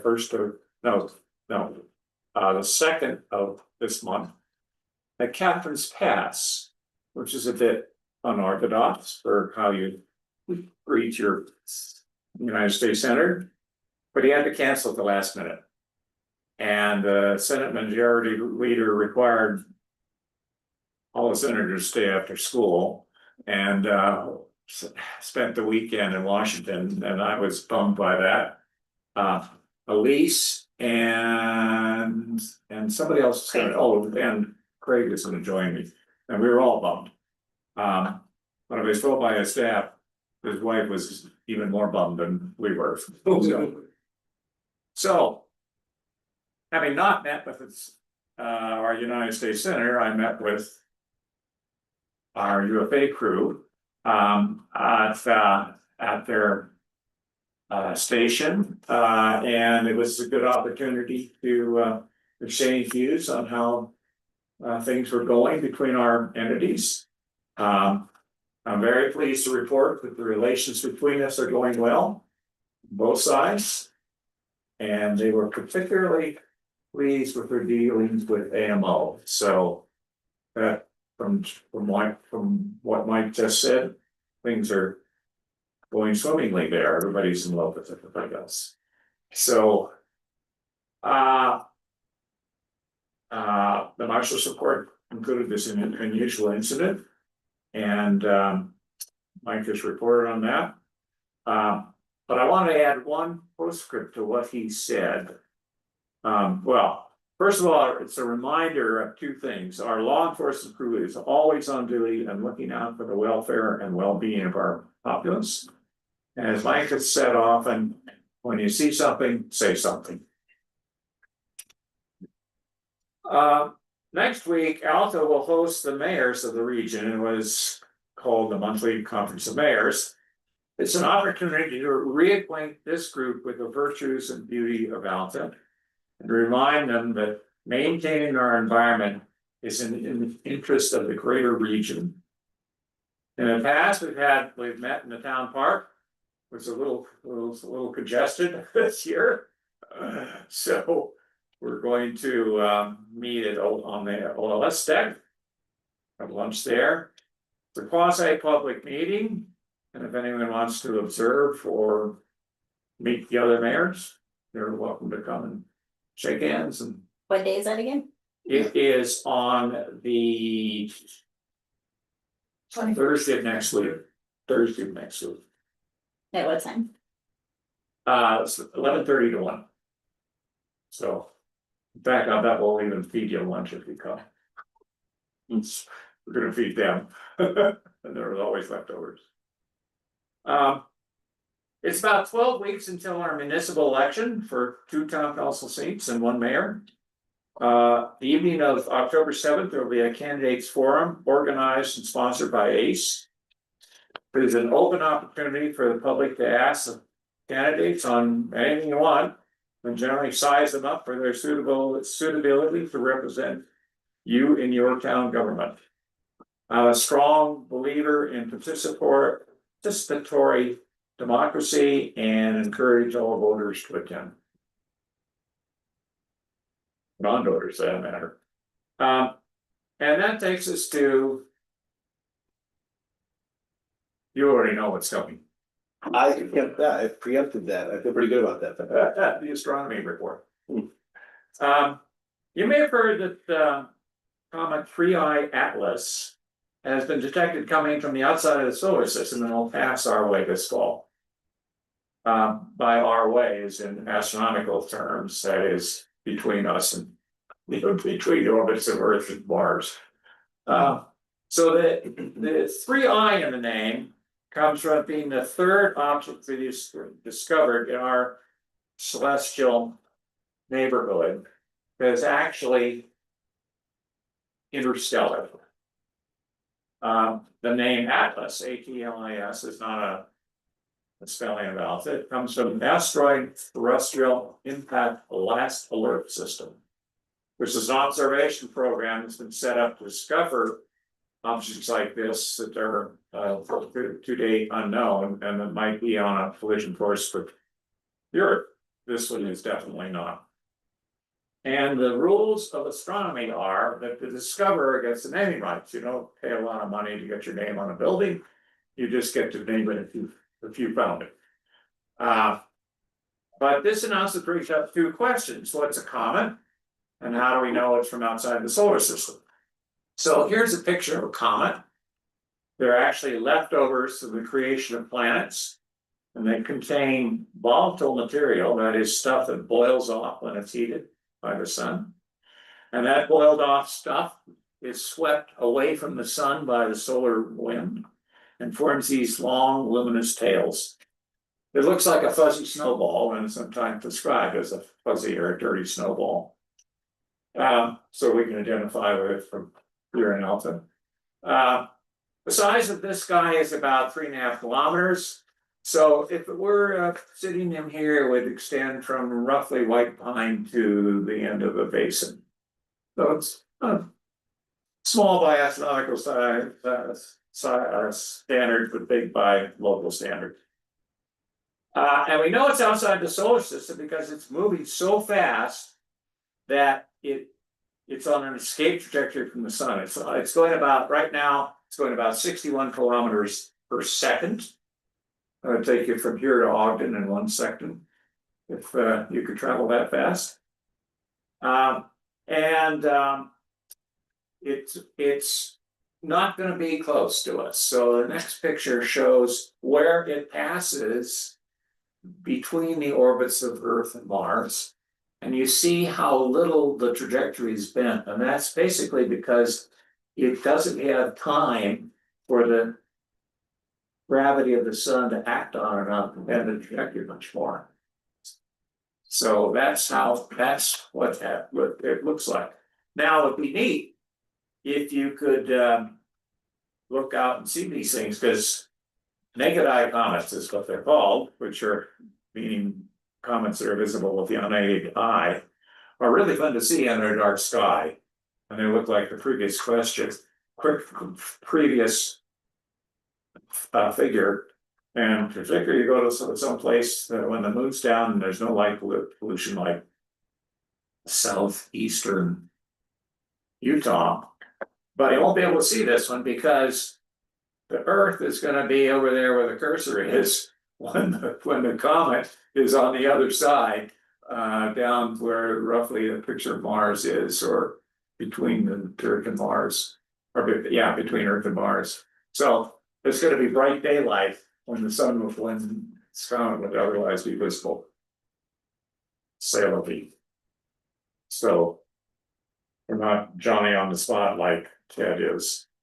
Our next meeting will be on Wednesday, September 10th, beginning at 4 p.m. And I should note that 12 days later will be the autumnal equinox, where there will be 12 hours of sunlight everywhere on Earth. And that takes us to. Did we skip the fire report? No, I'm not there yet. Okay. Round number 7. Yeah, discussion on possible action to adopt the town of Alta mission values. Good, indeed. Chris is back to the podium. Yes, Chris is back. Well, admit I did not verify for this discussion, but just to summarize, the previous settled in the work session was to adopt a mission to provide service with integrity, and the values we settled on for environment, community, equality, and accountability. Some good discussion about how we operate these things. The purpose of adopting them is why we haven't had them. I think these are living, breathing. It's not a document, but these are not chiseled into stone. And we've got a lot of work to do. We all, we're blue in the face from talking about all the big decisions we need to make about the short, medium term, and then we need to turn to the long term and think about what all the talent's going to be in the next generation. So, we'll see how it goes with these, if this is where the council wants to go. I think we had a pretty thorough discussion of this prior to the in the work session. And I would recommend that we adopt the values, the statement of mission values that we basically came to a consensus on, which was providing services with equity or integrity plus the 4 blocks. So we have any further discussion of that? I thought we were pretty much hashed this out. I move that we adopt them as stated and discussed in the work session. Under version there.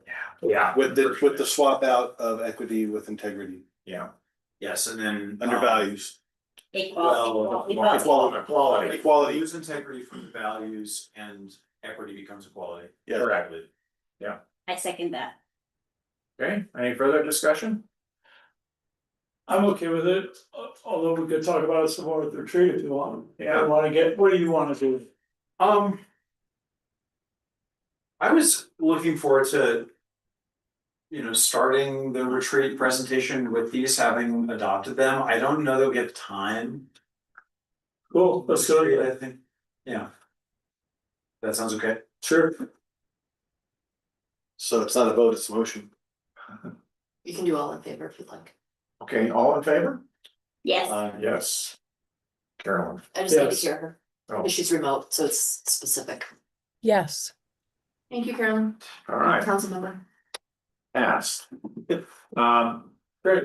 Discussion and possible action to adopt resolution 2025 R 21, adopting the stage 2 fire restrictions. I've been thinking about this a bit. Let's say, I'll set up a hypothetical here, that UFA or the Forest Service declares a stage 2 condition or stage 3 condition, say tomorrow. Okay. It is really impractical to call a special town council meeting to say, all right, well, are we gonna adopt it or not? So what I'd like to do is have a condition, and I don't know how to express it very well, that we will mirror. The town will automatically mirror the stage condition declared by the Forest Service and or UFA. Yes, sir. If you don't mind if I could have some input on that? I do mind, but you're there. I would be fine. So the danger in mirroring is there may be conditions up here that we want a higher standard than the rest of the state. Okay, What I was gonna propose, to get some feedback from the council is. We've talked with UFA, because of some other municipalities that are similar conditions as Alta. What we'd like to propose is an ordinance that would authorize the UFA Fire Authority to make an upgrade. In consultation with the mayor or council or however we word that, but it would allow us to be more agile in how we react to these things. Because now we would have to use the regular meeting or the special council meeting. And so before we worked that up and proposed it, we wanted to get some feedback from the council to see if you're interested in that. I think it's a good idea. I've always wondered why every summer we have to do this and it always seems like we're delayed. But I do agree that I don't know if we should completely mirror what the state is doing because we could want stage 3 up here when the state is at stage 2. So it's almost, but I do think that, like Roger was saying, in the spirit of not having this delay, and just I think that we're trying to avoid that we do put that. Cause the UFA is our fire marshal, fire authority, so I feel like if that's what they're recommending, then we ought to. we should just do it, yeah, we should do it. But Like, I don't really know, you know, so can we match those two up by nicking it down and just leaving it resident with the mayor? So it's a one person identity and then that is an executive office decision. Yes, so the council can delegate that. So I think that's what we do is we delegate this to the mayor, because otherwise you're trying to get a quorum. Yeah. And we don't want that because No. it slows things down. Right. But it still gives us the agility and nimbleness to go, hey, we're gonna elevate ours if we want, without waiting for UFA or Forest Service. so right now, though, we do need to adopt stage 2 because we don't have this ordinance drafted that you're Correct. proposing. We need to maybe adopt that in a future town council meeting. But After you draft it, okay. I agree with you and I think that's how we should do it, but I got a question for you. or maybe for you. If we do this and delegate the power to the mayor to do it. Is that power then delegated by our empowerment ordinance to Chris? Yeah, that's what I was gonna say, part of. Yeah, there's more things to discuss about it, but I I think would, this is. I would suggest that you delegate it to the mayor with the consultation of the staff. Yeah, so, You know, to answer your question, any specific authority that is by statute given to the mayor or delegated to the town manager, the council collectively can designate to the mayor or to UFA or to some other staff, right? And so you can sort of à la carte pick and choose a specific authority that the council wants to designate to a person. so we could delegate it or designate Chris as the person. Yes. If we want.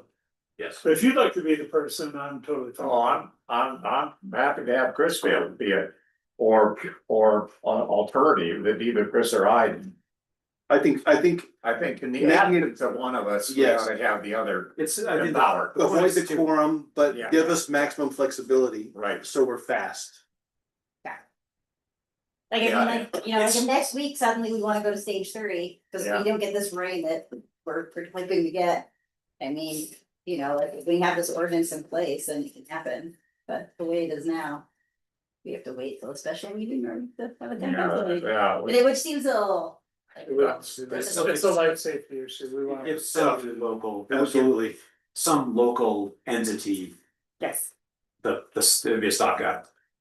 It sounds like we need to spend a little time wording this and put it onto the agenda, and I think what we do, my recommendation is we adopt today, but I think we put this into our calendar. For the next town council meeting, maybe, because it's not super complex, And we hope there's no fires between now and then. but we've been living with it for 50 years. Yeah, I So, know. are you going anywhere on vacation? Not between now You and. can always do this. Okay, that's good. So, I mean, all joking aside, what do you guys think? Yeah, I can propose some language and circulate it, and then we can That'd be great. at least have something ready for. That'd be cool. Discussion. Did you guys see that picture of Tamarack today? No, I'll give you the camera, Tamarack, the planes are like shooting up higher than the lift, Here? coming over the. this is an item, right? No, I know, I have a conference that's scheduled to be there next spring, but it sounds like that might not be happening. Oh, that might be. So I don't know. Smoky breaks. Just speaking on the fire thing, I don't know how many of you get emails from the. Chris might have to correct me, there's like a resort and mountain planning. Town Map planners. camping, they actually have a Zoom link that you can, there's a couple of town managers and town planners that are gonna get on a Zoom and talk about fire preparedness, like what those towns, and one of them's Tahoe, someone from Tahoe. There's a couple of speakers on it, and I can't remember, I meant to like save the email, but I accidentally deleted it. But it's just kind of like one of these things about how these mountain towns were able to react to a fire, and what saved them and what they kind of learned from it. Tahoe is like a big one because they had that big fire come into the basin and they had all this stuff in place that I think someone's from TRPA. For Tahoe Regional Planning Agency, and there was someone else from another resort. But anyways, I think that there's a lot of other things that we can learn and adopt, but I think be proactive like this is one of the things that we should be doing. To Yeah. mitigate that, cause I just feel like every time in the news, every year, we're just hearing about these mountain towns or these ski resorts that. It happens to them. It's all probabilities, Yeah. and like when it happens, it's too late. Yeah. And you should be guarding against that. Okay, I think we have discharged Close. item 8. You. I recommend, I move that we adopt, resolution 2025-R-21, adopting the stage 2 fire restriction. Oh, okay, got it, And then we'll do the ordinance.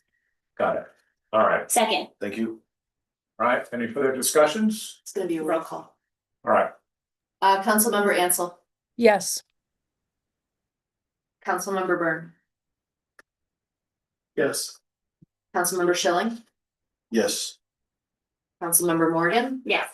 and Mayor Burke. yes, Motion passes, and can I just point out, just a little time check, it is 5:57, and we should be starting the public hearing very close to 6 p.m. okay. Yeah.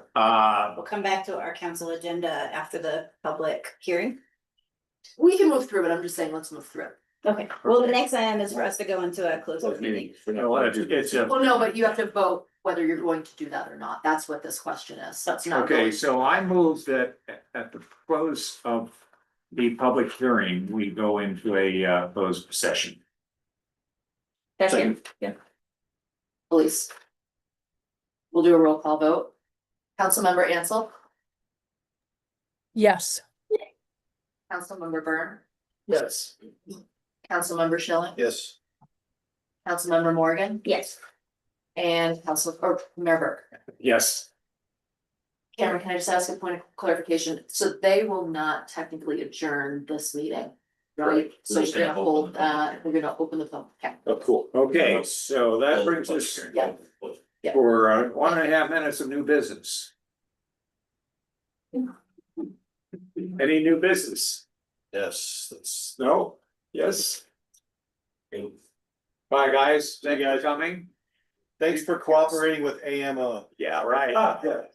Keep it safe. All right, with that, okay, we don't adjourn. Correct. We, Wait, 1 minute. we have to, we have a 1-minute break. Let's do that again. Enjoy it. I'm back.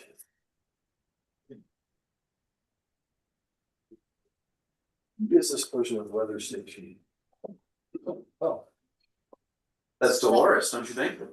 No, it's Lois Sanguine. I was hoping it was Dolores.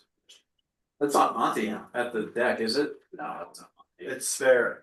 It's very, I was in some. Classic, the classic image. It is quite statuesque. It is the hand on the hip, you know, I just like. What do you call those pants? They're funny word. It's 6 o'clock. What? Are you guys ready? Pantaloons. Ready? Okay, it is now 6 p.m. Yes. And I'd like to call a public hearing together to order. Service included. And we'll accept public comments regarding the proposed FY 26 general fund budget and proposed tax rate of 0.001036 and associated revenue estimated at $505,000. Okay, members of the public?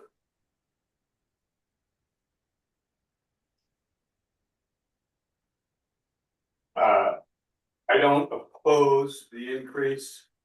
I am, however, concerned that with listening to the discussions in recent meetings that the revenue generated is going to be anywhere close to what is presently on even a modest wish list of the proposed capital improvements. And so in that regard, it's like, are we gonna be back immediately next year again, after contemplating what's required for even a pared down wish list?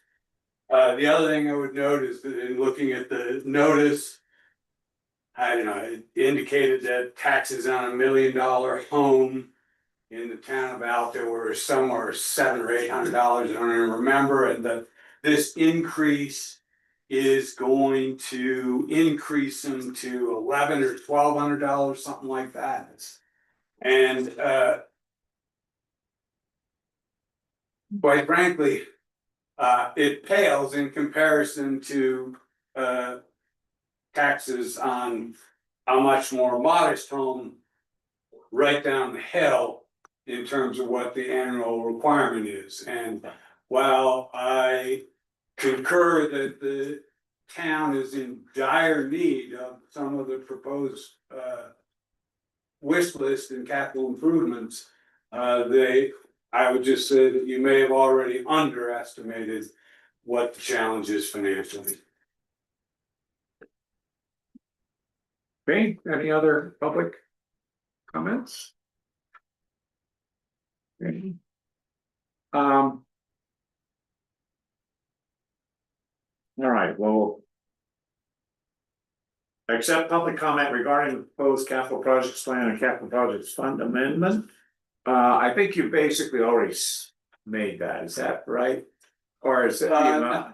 No, okay, go ahead, Tim. Mark Hagan.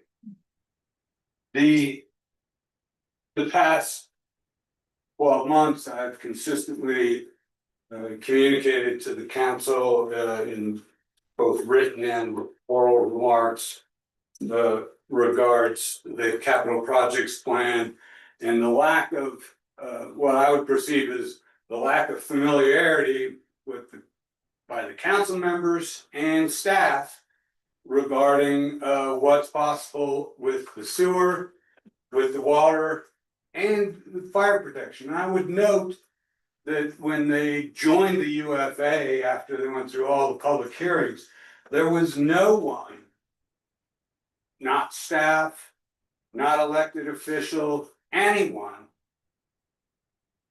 the chief executive, the mayor, never asked the question, well, we don't have enough water to deliver fire protection in the town to all people. Can we get one? No one asked that question. And the other question that did not get asked is, well, how much water do we presently have available? Now, I can't remember, they joined the UFA, that was close to a decade ago, I believe. It's been quite some time. And so that's just that's basic stuff. And I would note, not in detail, but the fact is that if you have a checkbook and you can tax, you can acquire water. It's that simple.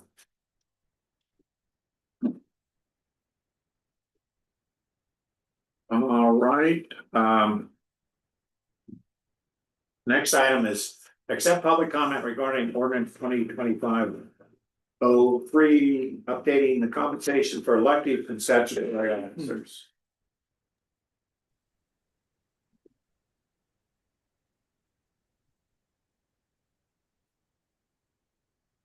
Okay, hearing none. We'll move on to discussion of possible action to adopt ordinance 2025-03, amending the compensation of elected and statutory officers. And let me say something about this. We last month decided that we would keep the compensation for elected officers and, well, us and the planning commission to be unchanged, even though we're making changes for the staff. Okay. But we inadvertently raised the treasurer's salary. And this ordinance basically puts the salary of the treasurer back where it was with the rest of us. And that's the only change? And that's the only change. Yeah. Now, I suppose that for the preceding month, the treasurer's salary went up, but now it's back to $3 here. Have I? I did not move it up because I had a. And I figured if it did, I figured I could correct it if this didn't happen. Very easy. Well, hearing that description, I will make a motion to adopt ordinance 2025-0-3, amending the compensation of elected and statutory officers to what is in the meeting packet. A second. Okay, Councilmember Ansel, Yes. Councilmember Byrne, Yes. Councilmember Schilling, Yes. Councilmember Morgan. Yes. Mayor Burke. yes. Motion passes. Okay, so the next one is a bit more subject to discussion. Discussion of possible action to adopt resolution 2025-R22, adopting a final tax rate of 0.001036 with form PT 800.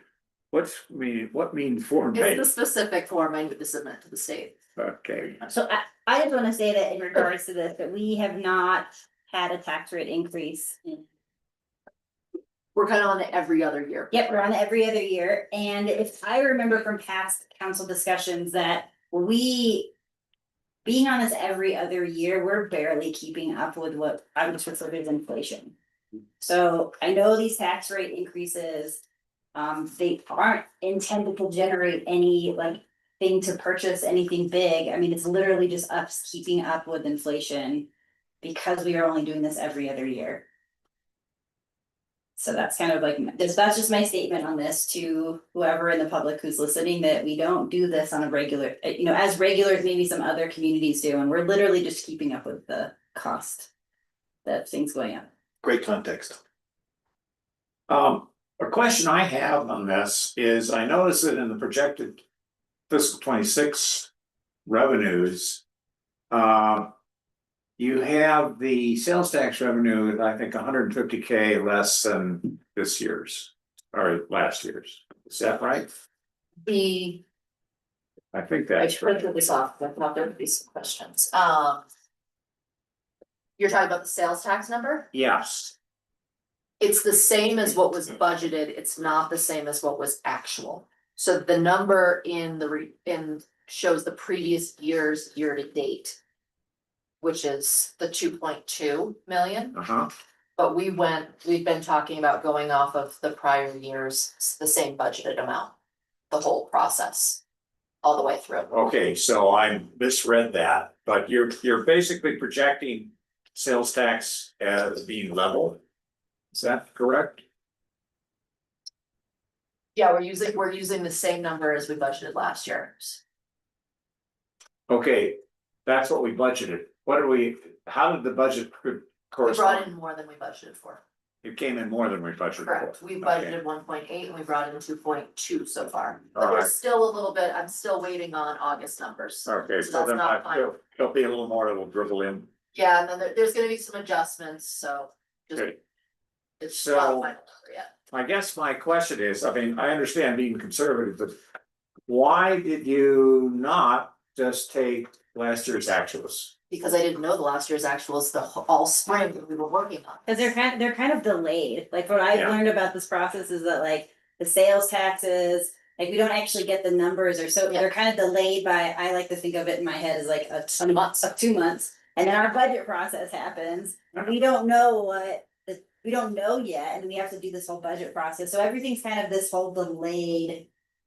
That's how I just kind of have. But you thought briefed that- this to the budget committee. Yes. Yeah. She briefed this Yeah. as Yeah. the reason why you're doing it this way.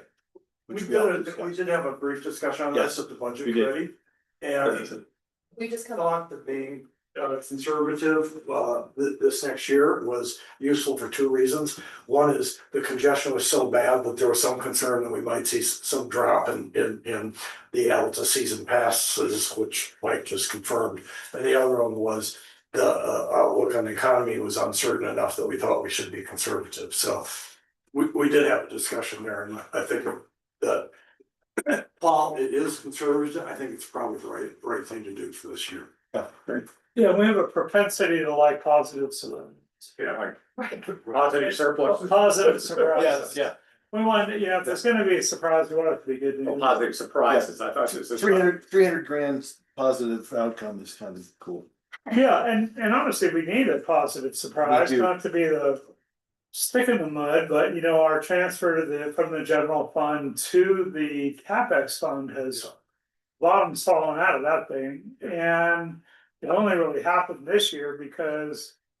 We took money from the general fund reserve, which is now down to 50%-ish of 1 year's reserve rather than the one times that we've had in the past. Yeah.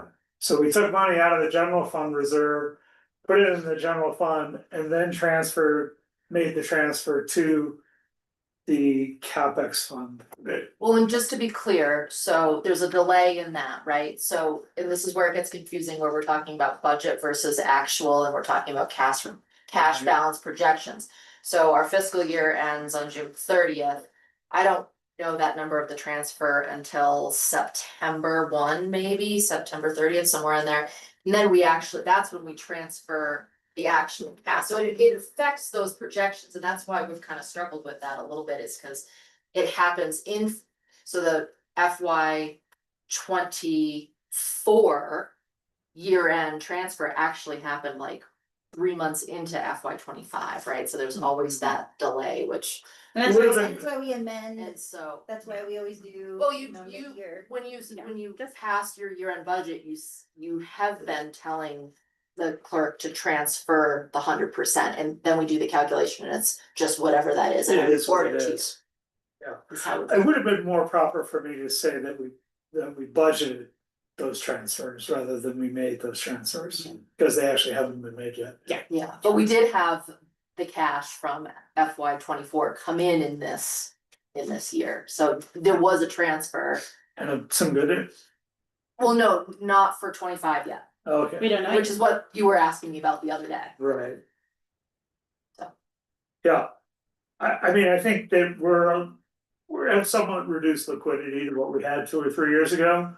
And to me, that justifies this $100,000, and I think this $100,000 will, end up being more than 10% of that change in liquidity. You know what I mean? It's not gonna be 50% of it, but it's gonna be 10 or 20, Right, maybe it'll be good. 30% of it. So I think the way that she's approached the budgeting is great, and I think we should approve this. Before we do that, I'd just like to briefly go over where our money comes from and where it goes. And The big buckets. the big buckets, not the little buckets, the big buckets. So here are the sources that appeared in Jen's write-up on this, And so. this is just to call out, we're used to seeing this information in this format for all 4 funds that we budget.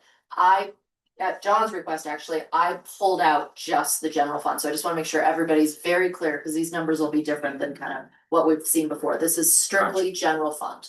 Right, but that's where this tax increase goes. is Exactly. into the general fund, so. I think we're getting. And that's where this tax increase is.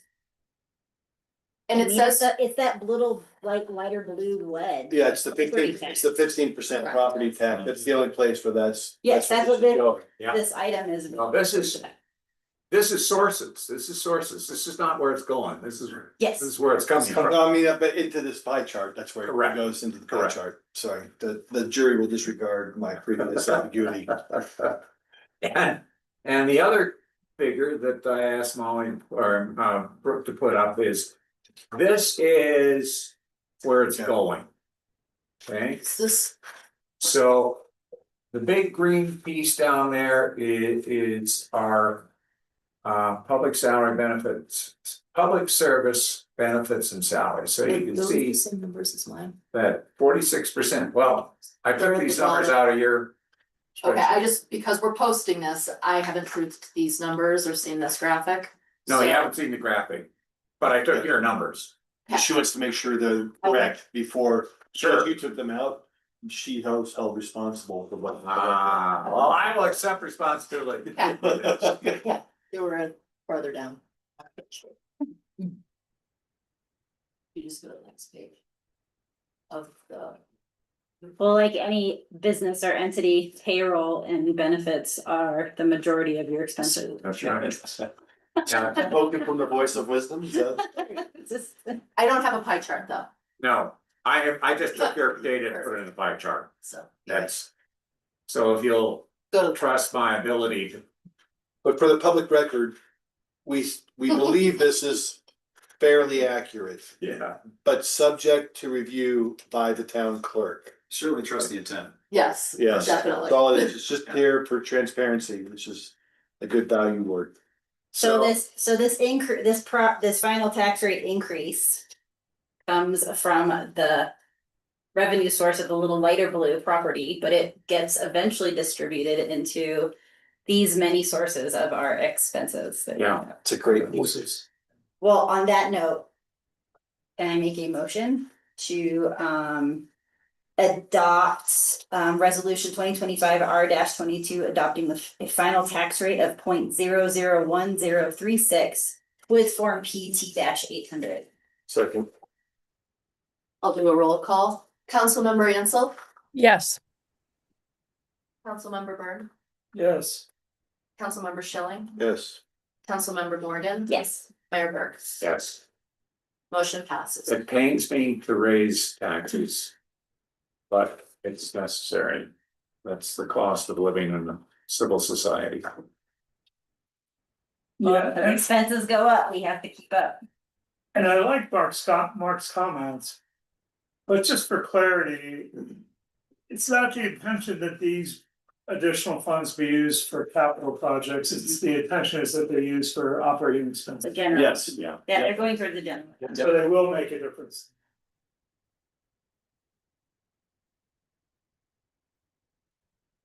Okay, so that's the end of item 7, and then that's the end of item 6, okay. So item 7 is discussion and possible action to approve resolution 2025 R23 adopting the fiscal 26 general fund budget. These things are just so hand in hand, you just have to do them kind of independently. This is a lot. Okay, I don't understand how this differs from what we just did, but. That was a tax rate increase. This is adopting the general fund. Right, It it was was just making it from the 405 that it was to 505. And it's a specific form that you have to put a resolution on for the state, so I had to present it to you that way so that. This is how we, I mean, whenever we do a taxation here, and this is pretty much the format they all. Right, and if we hadn't planned on doing truth in taxation, we would have adopted the budget in June, but we didn't because we needed to wait to get the property values. State gives certified tax rate, Yeah. and we do this in August. So that's why we're doing this. Right, So- we've been living off of the tentative budget. Okay, With that in mind, I move that we approve resolution 2025-R-23 to adopt the FY26 general fund budget. Second. Councilmember Ansel, Yes. Councilmember Byrne, Yes. Councilmember Schilling. Yes. Councilmember Morgan. Yes. And Mayor Burke. yes, Motion passes. okay. Discussion and possible action to approve resolution 2025-R-24 repealing and replacing the town of Alta capital project plan. All right, so. So just if I can offer some, because I know capital projects plan and capital projects fund, so there's just one word difference in each of those. The capital projects plan, we're on the plan, includes capital projects fund, the water capital projects and the sewer. So this is the all encompassing plan. And then later we're gonna do something more specific. And after you've had discussion, I would like to make a modest suggestion of it headed on this, but. Oh, I'll wait. Question? I don't have anything. I don't know. Yeah, I think this changes to the plan are fine, and they all have to do with projects happening in 2026. Yes. And so these need to be assigned funds, and this is making them assigned funds. That's right. And hopefully in our retreat, we'll talk about further years I agree. for the capital plan. I think separating them is actually been very elegant and makes me feel a lot better about our level of commitment to the out year projects. Cause I think for a minute there, it seemed like we were actually approving things that, hadn't been concepted yet and whatever. Yeah. And so we're really only having assigned funds to the projects that are happening in the next year. Yeah. And occasionally in the fiscal, Yeah, in the and occasionally just slightly beyond that, but not 10-year plans. And I'll point out that a couple of these,